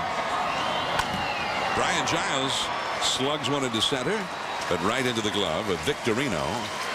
Giles, who can often make a pitcher throw 5 to 10 pitches in one at bat, gone just like that. Well, he swung at the first pitch the first time up as well. He has not seen many pitches tonight from Hamels. And John, you were mentioning congratulations to Dominican Republic. I want to congratulate my daughter, Ashley Morgan, and Stanford. For my daughter chose Stanford over the University of California. She's going to go to Stanford as a gymnast, and looking forward to spending a lot of time down on the farm with my daughter. And Stanford is why Stanford? Well, what's so great about Stanford? Well, she was trying to choose. She had a choice between University of California, which is near us. That's pretty good. Yeah, and also Stanford, and she decided she wanted to go to Stanford. And again, she's a gymnast that I've talked about often on this telecast. Well, that's a great accomplishment to Ashley. Yes, it is. Congratulations to her. Because you have to be smart as well as a good gymnast to go to Stanford I've heard that. I've heard that. I actually wanted to go to Stanford when I was younger, but I didn't have the grades or the money, and I wasn't a good enough baseball player at that time. So, congratulations, Ashley. Yes. And I guess I have to say congratulations to her sister, Kelly, her twin sister. She's going to play soccer at the University of Southern California. And they're the national champions. The Trojans. Yeah, the Trojans. So I'm going to be going back and forth, L.A. to, to Stanford and so forth and so on. I don't know who I'm going to, when they play each other in football, I have to tell you, I don't know which side I'm going to sit on. I don't know. Well, if I were you, I'd root for USC. Yeah, well, I got a better chance, huh? Yeah, but Stanford was the reason USC didn't play for the national championship last year. Yeah. It was, and they didn't beat that many other teams. It was kind of a surprise. That upset. And it was weird because I'd been there visiting, you know, on campus visit with my daughter Kelly the week they were playing Stanford, and I talked, you know, I had a chance to talk to the coach and everybody, and I said, well, are you going to handle Stanford? And they thought they were, but of course Stanford changed it. Adrian Gonzalez is up there with a 3-0 count. That's the first time tonight that Hamels has gone to a 3-ball count against anybody. And I tell you, when you look at what Gonzalez has done this year, hitting in the clutch for a team that has hardly scored, you can imagine it would be wise to stay clear of him here. That's over the outside corner. He has driven in 19% of the runs the Padres have scored this year, the highest percentage of any team's runs driven in by a single player in all of Major League Baseball. So that's a situation where I think, you know, if you're you know, Bud Black was a pitching coach. In right field, Utley off the heel of his glove. Stopping at second is Kuzminoff as Worth throws in behind him. And John, what I was going to say is I would have let Gonzalez swing 3-0. He's your power. He's your only, you know, guy that you know can hit the ball out of the ballpark. He took the 3-0 pitch. He got another pitch, but it looked like it was a tougher pitch to handle. Utley gets over there. He slides into it, but he couldn't come up with it. You can see it went off of his glove. It looked like he got his glove down late. Adrian Gonzalez has 19 home runs this year that have given the Padres the lead in a game. There's only one other player in the majors who's had more than 13 of those kind of home runs, and that's Carlos Quentin, who's having a great year for the White Sox in the American League. And a lot of people are giving the MVP to Josh Hamilton and other people. I think Carlos Quentin has to be right there. That is over the head of Rollins. Here comes Kuzminoff around third, and he will score. A base hit for Chase Headley, and it's 2-1 Phillies. Well, he broke his bat, but it did the job.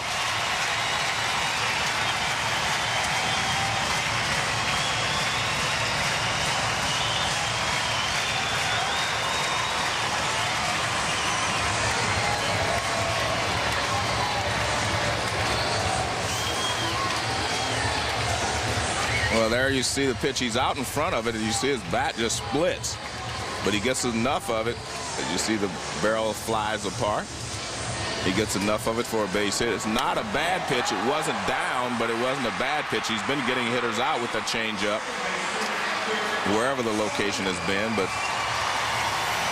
good job there by Headley to put that ball in play, and he gets a base hit and an RBI. It's now a 2-1 ball game. And Headley, the rookie, was hitting only 186 for the year with runners in scoring position in his rookie season. So even though the bat snapped in two, I'm sure they're happy to see him get that done. He hadn't often done it.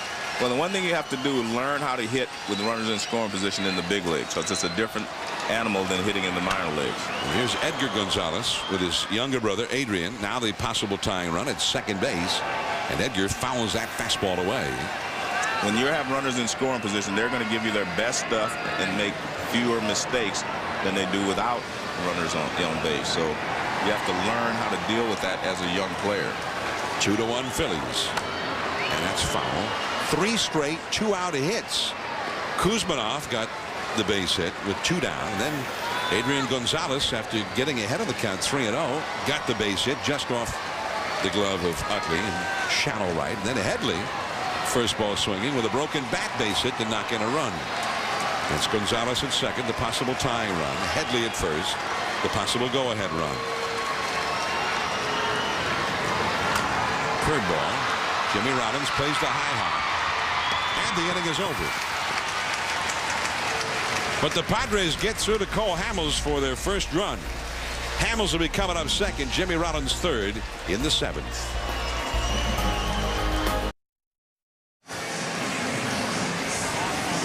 From San Diego, ESPN Sunday Night Baseball. And the Phillies with a 2-1 lead over the Padres. Pat Burrell hit a home run in the 6th inning. And the Padres got a run in the last of the 6th. So it's 2-1. And here is Mike Adams, a right-hander who's had a very good year for the Padres in the bullpen, and for a bullpen that has been having its problems. That was considered a main strength of the club last year, and they expected more of the same this year, but it has not turned out that way. So here's Adams. Carlos Ruiz leads off against him, and it's 0-1. And you can sometimes you can look at a pitcher's staff and you can tell what the coach, the manager believe in. And most of these guys on the Padres all throw a cutter, and I think that's a great pitch to throw. They throw sliders as well, cutters, sinkers, whatever. But you know, Bud Black was the pitching coach, of course, with the Anaheim Angels for a lot of years. And I remember Bud Black threw a little cut fastball. Pitched mostly with Kansas City. I faced him when he was with Kansas City. Saberhagen, that group. So Black pitched for the Giants for a while as well. That's caught by Giles, and Ruiz is 0 for 3. Mike Adams missed all of last year with a knee injury, and they picked him up in a trade, and that ended up being a shrewd acquisition. Mike Adams, 30 years old, from Corpus Christi, Texas. Been in a lot of different organizations, and he was actually acquired from Cleveland in July of 2006, but did not make his Padres debut until this year. There's Kevin Towers, the executive vice president, general manager of the Padres, who, as such, is the guy who makes the trade. Well, they've got their work cut out for them, trying to revamp this offense. You know, they had some guys last year that did a pretty good job for them. You know, Mike Cameron's gone. Milton Bradley was with them, doing a good job till he hurt himself at first base in that argument. They traded away Scott Limebrink. Jeff Blum was with them. And Doug Brocail was a member of that bullpen last year, and he's in Houston now. And Brian Giles, we mentioned earlier, was Boston wanted him and tried to get him to trade for him this year. And as you mentioned, it's reported that he vetoed the trade. He was very upset because he didn't figure it was going to become public. He thought it was behind the scenes and should have been kept that way. To the count to Hamels. A bloop, falling and in there. Base hit. And Cole Hamels, he's been one of the best hitting pitchers in the National League this year. That's 17 hits for him in 60 at-bats. Fans, when you can't be home to watch your favorite MLB team, check out MLB.tv. Watch every out-of-market game this season live online. For more details, visit www.mlb.com, MLB.tv. I used that today, Joe, on my laptop to check out little Tim Lincecum action. The outstanding young right-hander of the San Francisco Giants, pitching in Atlanta, got his 13th win today. Fastball to Jimmy Rollins for the strike. Rollins hit an infield single to the first, stole a base, and eventually scored the first run for the Phillies. He is 1 for 3. One strike to count, 1 on, 1 out. And inside. You know, you're talking about the Padres and their need for offense, and surely they need some offense, but talking to Buddy Black, the manager, before the game, and of course, as you said, he was a pitcher for a long time and then a pitching coach before becoming a manager. And he'd like to see them fortify the pitching staff. Maybe a little more experienced starting pitching and some help for the bullpen as well. Well, I mean, all that sounds good, but you will never win a 0-0 game. You have to be able to score some runs. And the Padres have lost 1-0 on Friday night here. And here we are. They just scored a run, so 2-1 here on Sunday. I mean, it's just you're in a situation where you need to score some runs. That's off the glove of Larkin and over to, or rather, Luke Carlin, the catcher. And over to second goes Hamels. I mean, you put so much pressure on your pitching staff when you cannot score runs. And I mean, quite naturally, he's a pitcher. He wants to have all the pitching he can have, and you need as much as you can get. But you have to be able to score some runs as well. You know, last year they had a great pitching staff. Led the majors in pitching. Most shutouts in the majors. And one thing, the game was just about over if they were ahead after 6. Their bullpen was lights out. Yeah. Except at the very end. Yeah, when they needed it the most. They needed one more game to win the wild card, and it was ironic that Tony Gwynn Jr. drove in a run with 2 outs against He beat Trevor Hoffman in the ball game. On that final Saturday. Yeah. Rollins is thrown out by Edgar Gonzalez. Over to third goes Hamels. 2 down. Rollins is now 1 for 4. And that will leave it to Jason Worth. Now, after Worth, you've got a couple of lefties, Utley and Howard. That's why Wilfredo Ledesma is warming up, the left-hander, in the Padre bullpen, whom we saw a few moments ago. Carlin out to speak to Adams at the mound. There's Ledesma, number 49. Again, if you're just joining us, every Sunday game this year, the Padres wear their desert camouflage jerseys, and Sundays are also Marine Recruit Sundays, they're called. They host a graduating class from the Marine Corps Recruit Depot in San Diego at all their Sunday games. And there's some of those graduates from the Marine Corps Recruit Depot at the ballpark tonight as guests of the Padres. 1 ball and no strikes the count to Jason Worth, who is 0 for 2 with a sacrifice fly and a hard ground ball foul right past third and right past Steve Smith, the third base coach.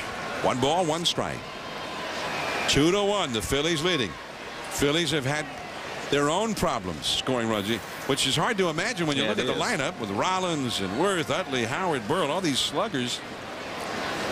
But you go back 2 months, they haven't really even outscored the Padres. The slider or a cutter on the outside. Excellent location. If you're the Phillies, you say we need to struggle through and try to win this ball game. As we take another look at this pitch, watch see the target's down, but it's right out there on the edge. And the Phillies, if they can win this ball, they're going home. And obviously they hit better and play better at home. Great location. Strike 3 call. Chase Utley was on deck. He was left there. Still 2-1 Phillies. Last of the 7th.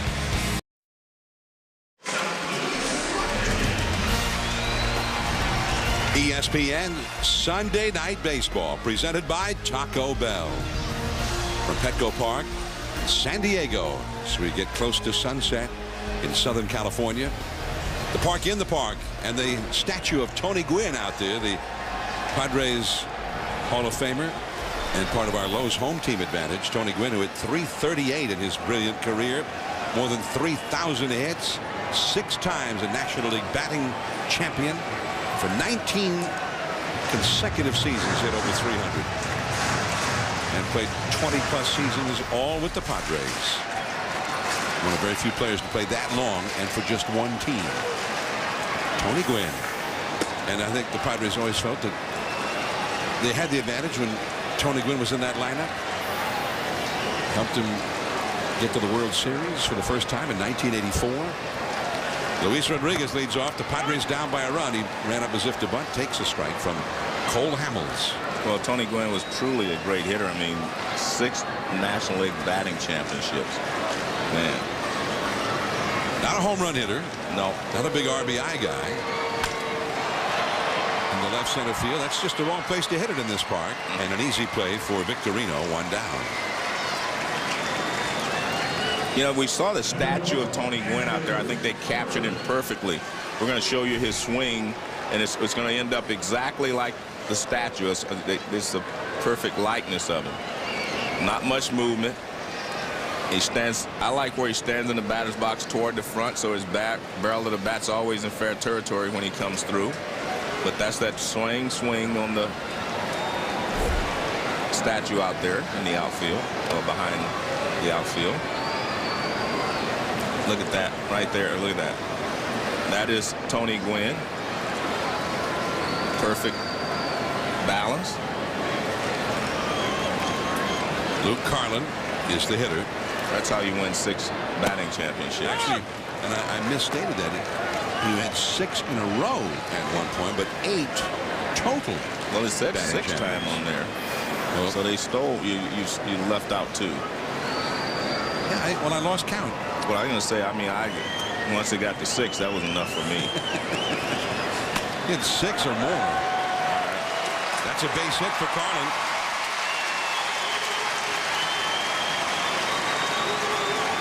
And now, one of those Stanford guys is coming up, Joe.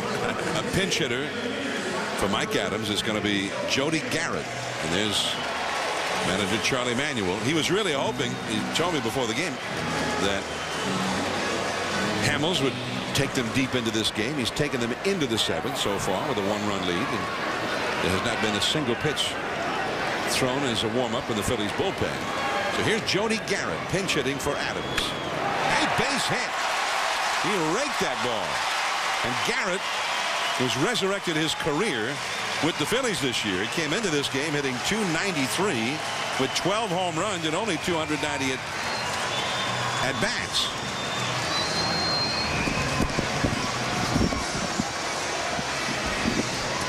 So Jody Garrett for the Padres with the base hit. Well, a lot of your pinch hitters come off the bench swinging, and that's your better pinch hitters. They don't go up there taking a lot of pitches. First pitch, he just rakes it in the right field.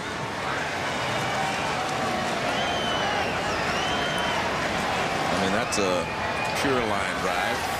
Tony Gwynn would have been proud of that one.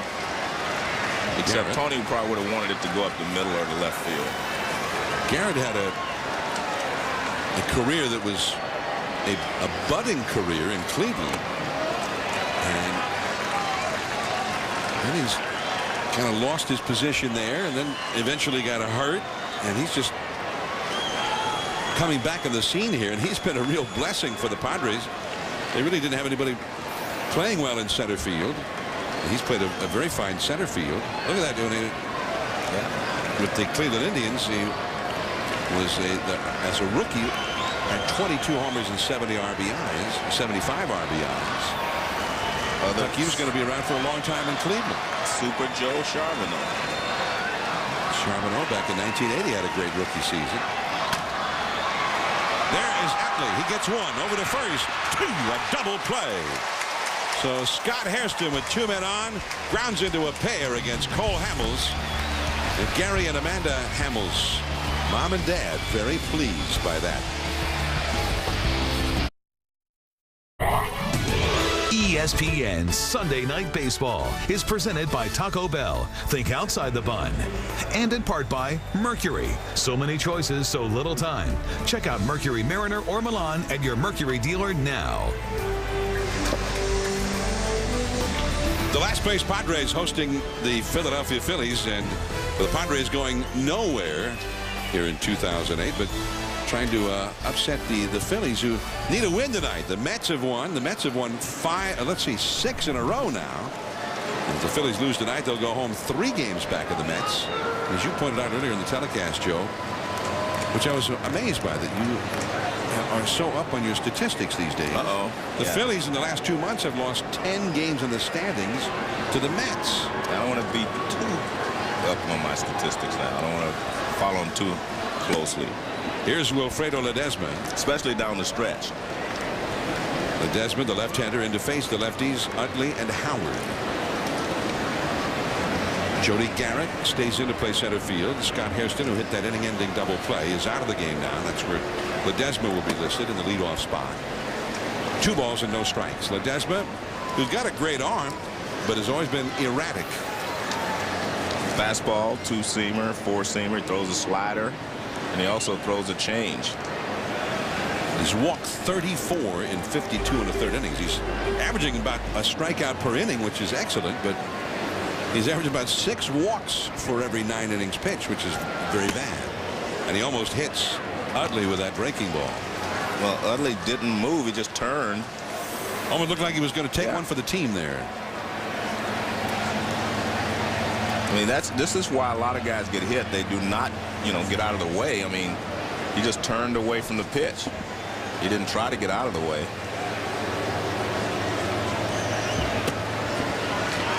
Well, he has walked the one lefty he was hoping to get out, and now another lefty will come up. Watch, let's just take a look here. I mean, he just freezes there. He doesn't try to get out of the way.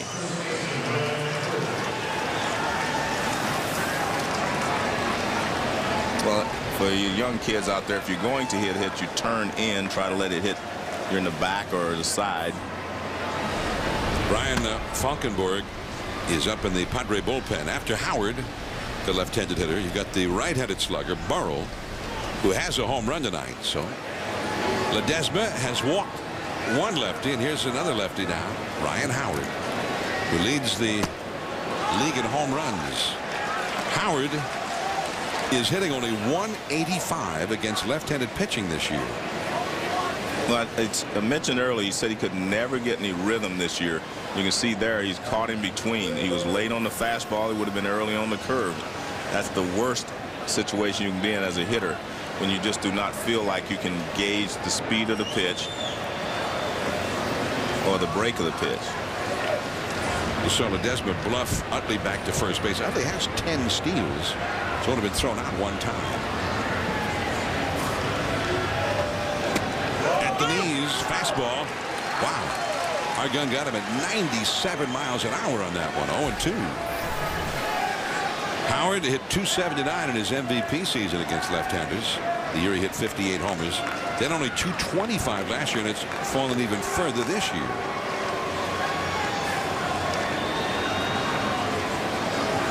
Strike three call. He took 2 straight fastballs and is gone. Well, I said he was late on the fastball and he's early on the breaking ball. See, he's real tardy on that first fastball. It takes one, and he takes the third one. Almost identical pitches, and definitely above the knees, and definitely over the plate. Buddy Black is going to remove the left-hander Ledesma with the right-handed slugger Burrell coming up. Falkenborg coming in from the Padre bullpen. 2-1 the Phillies lead here in the 8th.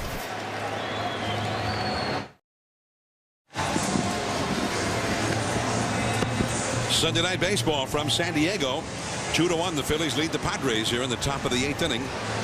Coming up tomorrow night on ESPN2. Monday Night Baseball presented by Holiday Inn.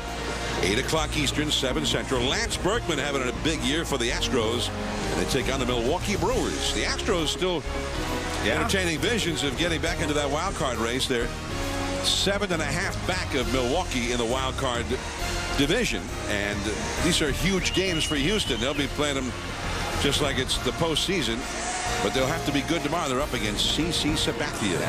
Wednesday Night Baseball at 7 Eastern on ESPN2. The Angels and the Rays. That's a great matchup. 2 division leaders and 2 clubs who play the game in a similar fashion. Very aggressive base running teams. A lot of speed, excellent defense, and strong bullpens. That'll be Wednesday Night Baseball. So some great baseball action coming up on ESPN2 both tomorrow night and Wednesday. Here's Brian Falkenborg facing Pat Burrell. Now, Burrell's only had 2 at-bats against Falkenborg. One of them he hit a home run. Not this time. That could be 2. There's 1 and 2. A double play. Gonzalez to Rodriguez to get it started. Cole Hamels with a 1-run lead. Giles, Kuzminoff, and Adrian Gonzalez coming up. Phillies 2, Padres 1. Last of the 8th inning. The Phillies, Cole Hamels back to the hill to take on the Padres' best hitters. And a realignment of the outfield now as Brian Giles takes a called strike. Well, obviously 2 of the next 3 hitters are left-handed, so they're going to leave Cole in there. Jeff Jenkins in right field, and Jason, or his dad was named Dennis Worth, former big leaguer. Jason Worth has moved from right to left. Burrell is out of the game. 0-2 the count now. There's Jason Worth moving over to left field. Giles 0 for 3 against Hamels. The Phillies bullpen for the first time tonight is busy. Giles a foul. Ruiz hurries over, but it's in amongst the spectators behind the Philadelphia dugout. Phillies bullpen has been very strong most of this year. The right-handed number 63 Madsen, the left-hander number 16 J.C. Romero. Charlie Manuel was hoping not to have to use Durbin tonight.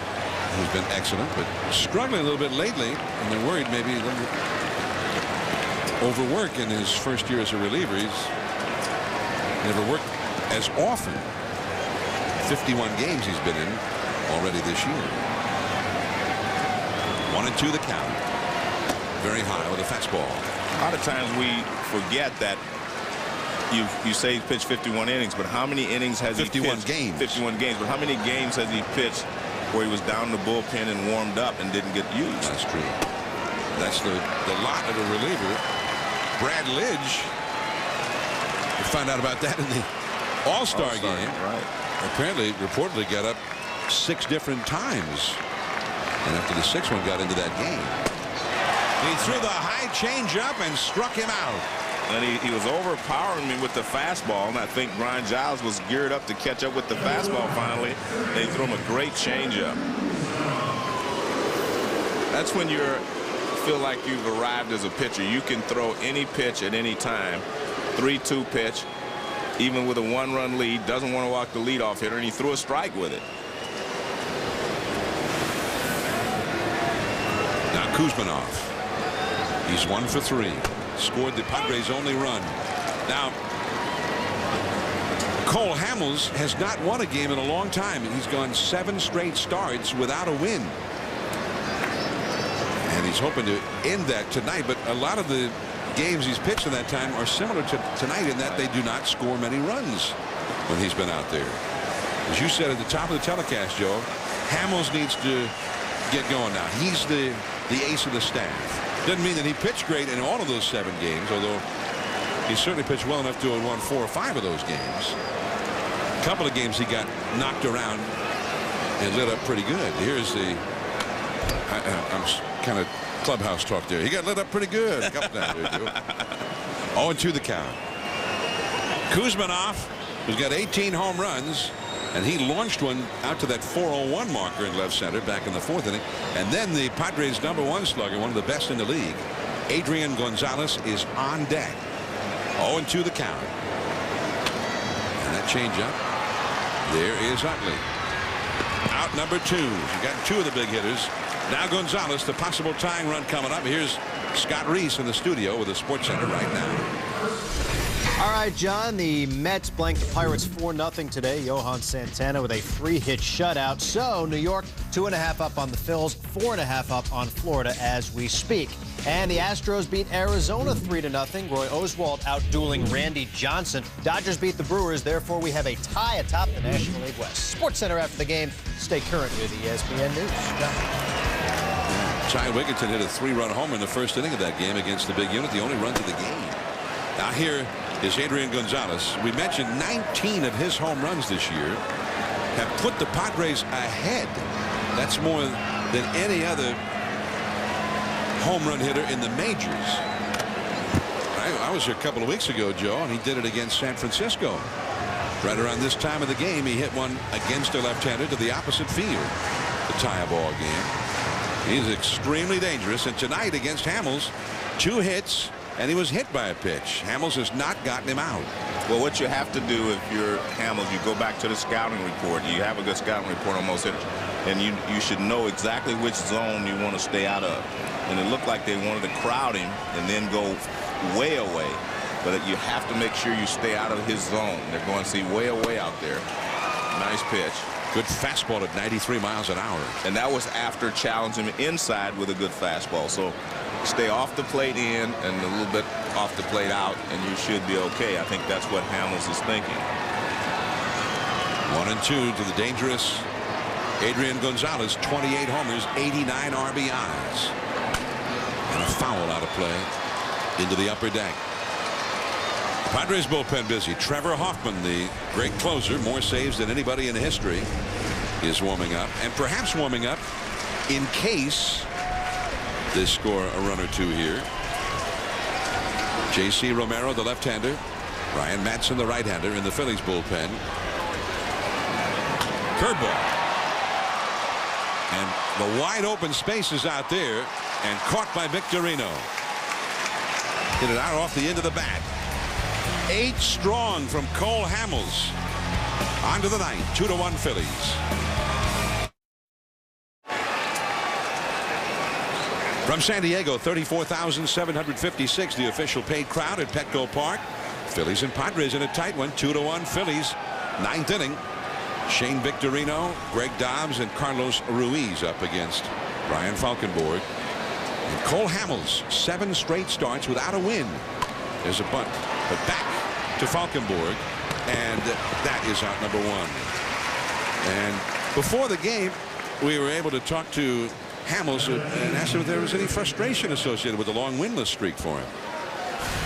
I think for me, there's some frustration because it's a new experience. I think growing up, you're on teams where you're pitched the whole game, so you pretty much do affect the outcome, and you're able to hit, and you're not playing at a level of the major league level where you're the number 9 batter. You don't really mean anything. You're not really going to carry a team, and versus when you're growing up, you're most likely the 3rd hitter to the 4th hitter, and you're kind of just that main guy.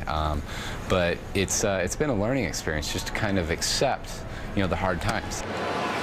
And that's part of the learning experience of being a big leaguer that just about everybody goes through when they get to this level. When he came off the field after the 8th inning, he exchanged congratulatory handshakes with many of his teammates. The pitching coach, Rich Doobie, as they have the lead as he departs by only 1 run. Whether or not he ends that losing streak now will be up to that man, number 54, Brad Lidge, the Phillies closer, who has been excellent this year. Lidge himself, I'm sure, wouldn't mind if they added a run. Greg Dobbs, the hitter, and he chased a high fastball at 97 miles an hour from Falkenborg, and it's 1-2. Dobbs is 0 for 3 in the game, although he's hit 2 deep fly balls. Hitting over 300. He's been an excellent pinch hitter for the Phillies, and also he's a guy who can fill in at third base, first base against certain pitchers. Pedro Phillies, the regular third baseman, is on the disabled list right now. They're hoping to get him back in a few days. 2-2 the count. Dobbs is hitting over 400, by the way, as a pinch hitter in 51 pinch hit at bats. Every good team wants a guy like him. That's a ball inside, part of their deep depth. That makes a big difference in a lot of ball games over 162 games when you have even the threat of a guy like that on the bench, or when he comes in and does a good job. Set a Phillies record this year for pinch hits, leading the majors in that category. As you might imagine, that ball is hit foul down the right field line. 3-2. And pinch hitting is one of the toughest jobs in all of baseball. You sit over there, and then you have to go up, and you only have 1 shot at it. Normally, if you play every day, you make an out in the 1st inning, you have the 3rd inning coming up to get another chance. But when you're pinch hitting, it's just right now, do something, or your night is finished. Got him chasing that breaking ball. Strike 3.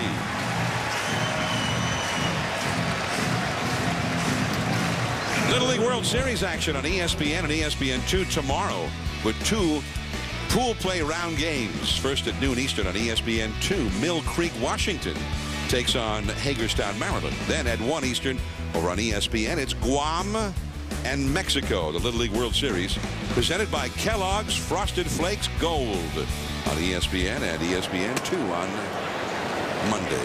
I heard a team yesterday won the ball game and didn't get a base hit. Pitcher had 2 wild pitches in a row.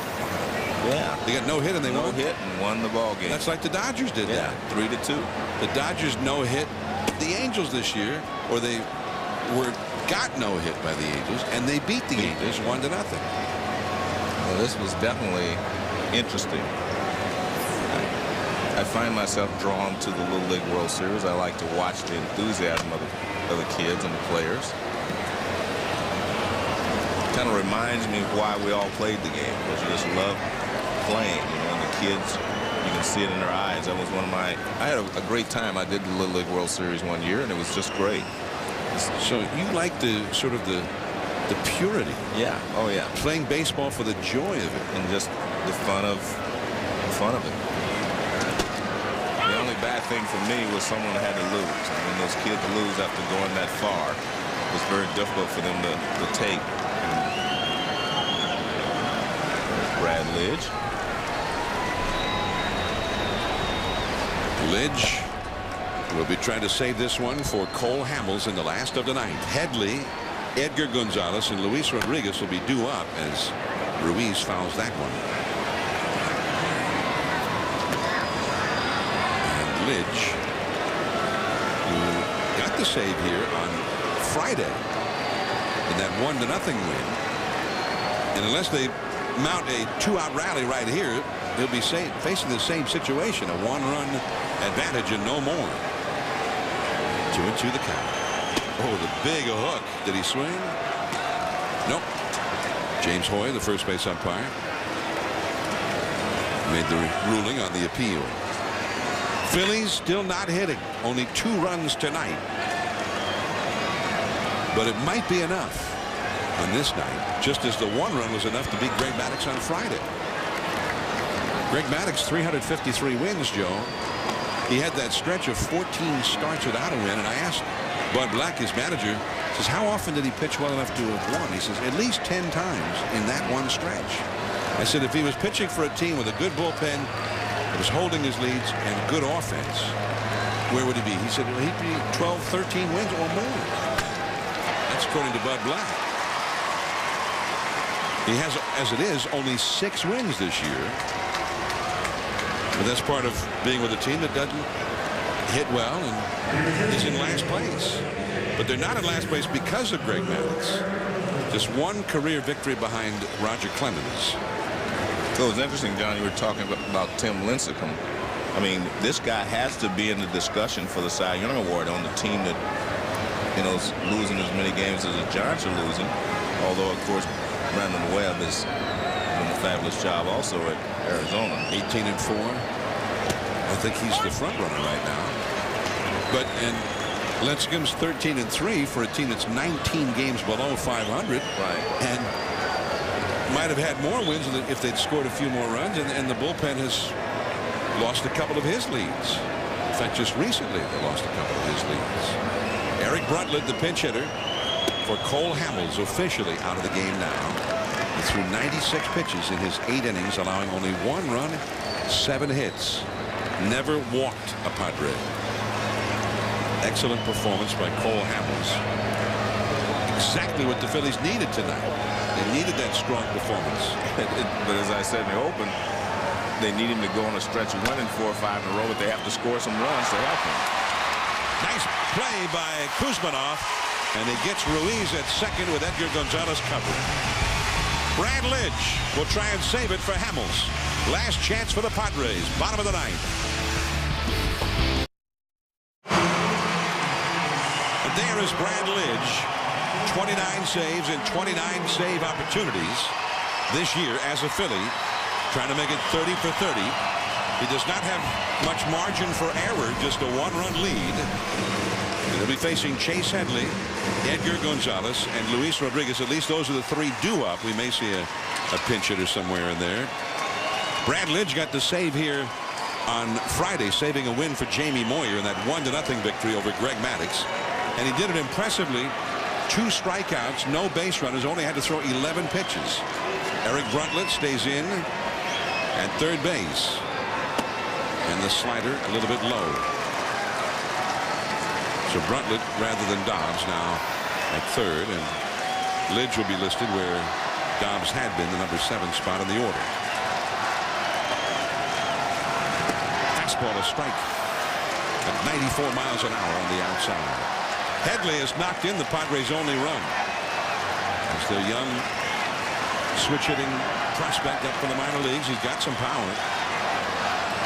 Fastball, strike 2. Headley has 8 home runs and 189 at bats in the big leagues. Phillies have not lost a game that they've led after 8 this year, and Lidge a big reason for that.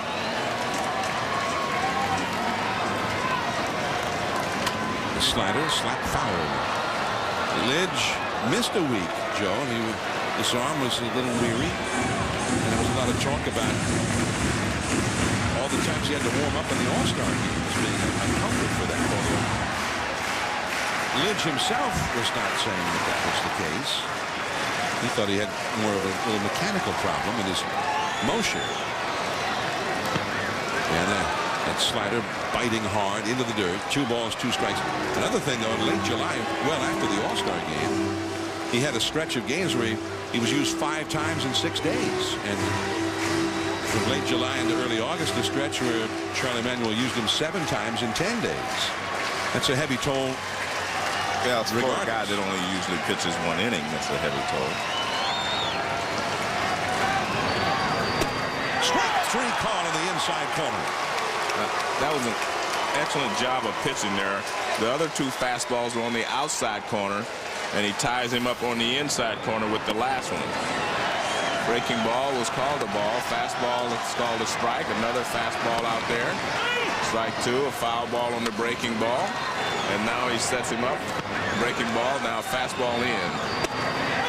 And it's definitely right on the inside corner. Good location. Edgar Gonzalez, the high breaking ball, called a strike.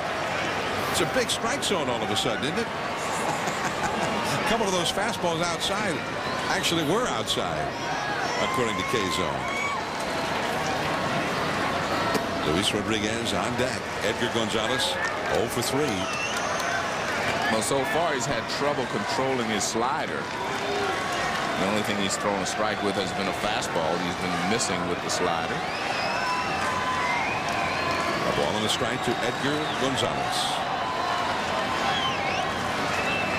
Fastball just missing down and away. 2-1. By the way, that game in Texas, the Tampa Bay Rays, first place in the American League East, leading 7-2 over the Rangers, last of the 9th. If they win, they'll be 4.5 ahead of the Red Sox in the American League East. There's the score.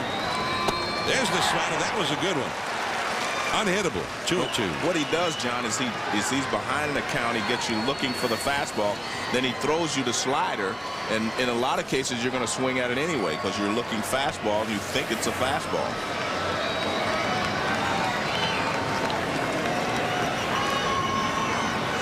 And the slider checks one. Did he go? Yes! He's rung up by James Hoy, the first base umpire.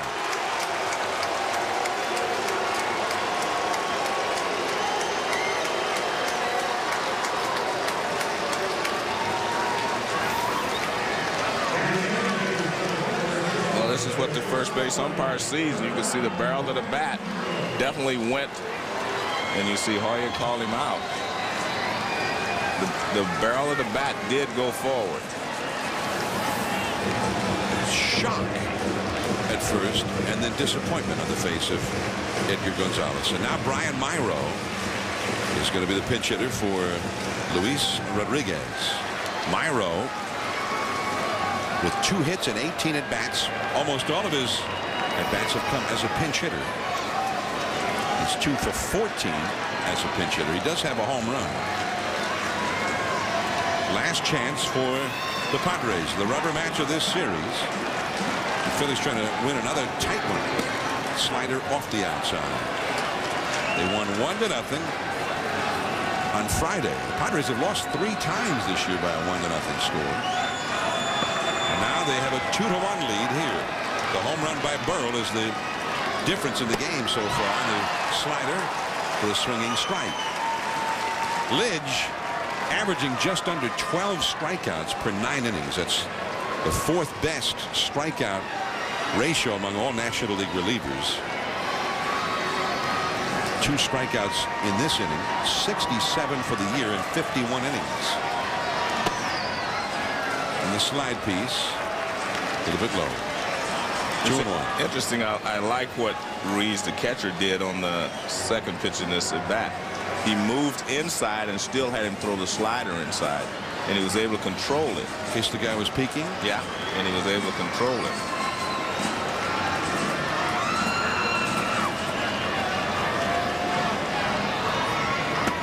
Slider to the outside, and no swing there, says Brian Onora. Now it's 3-1 to Myro. Luke Carlin due up next, a switch hitter.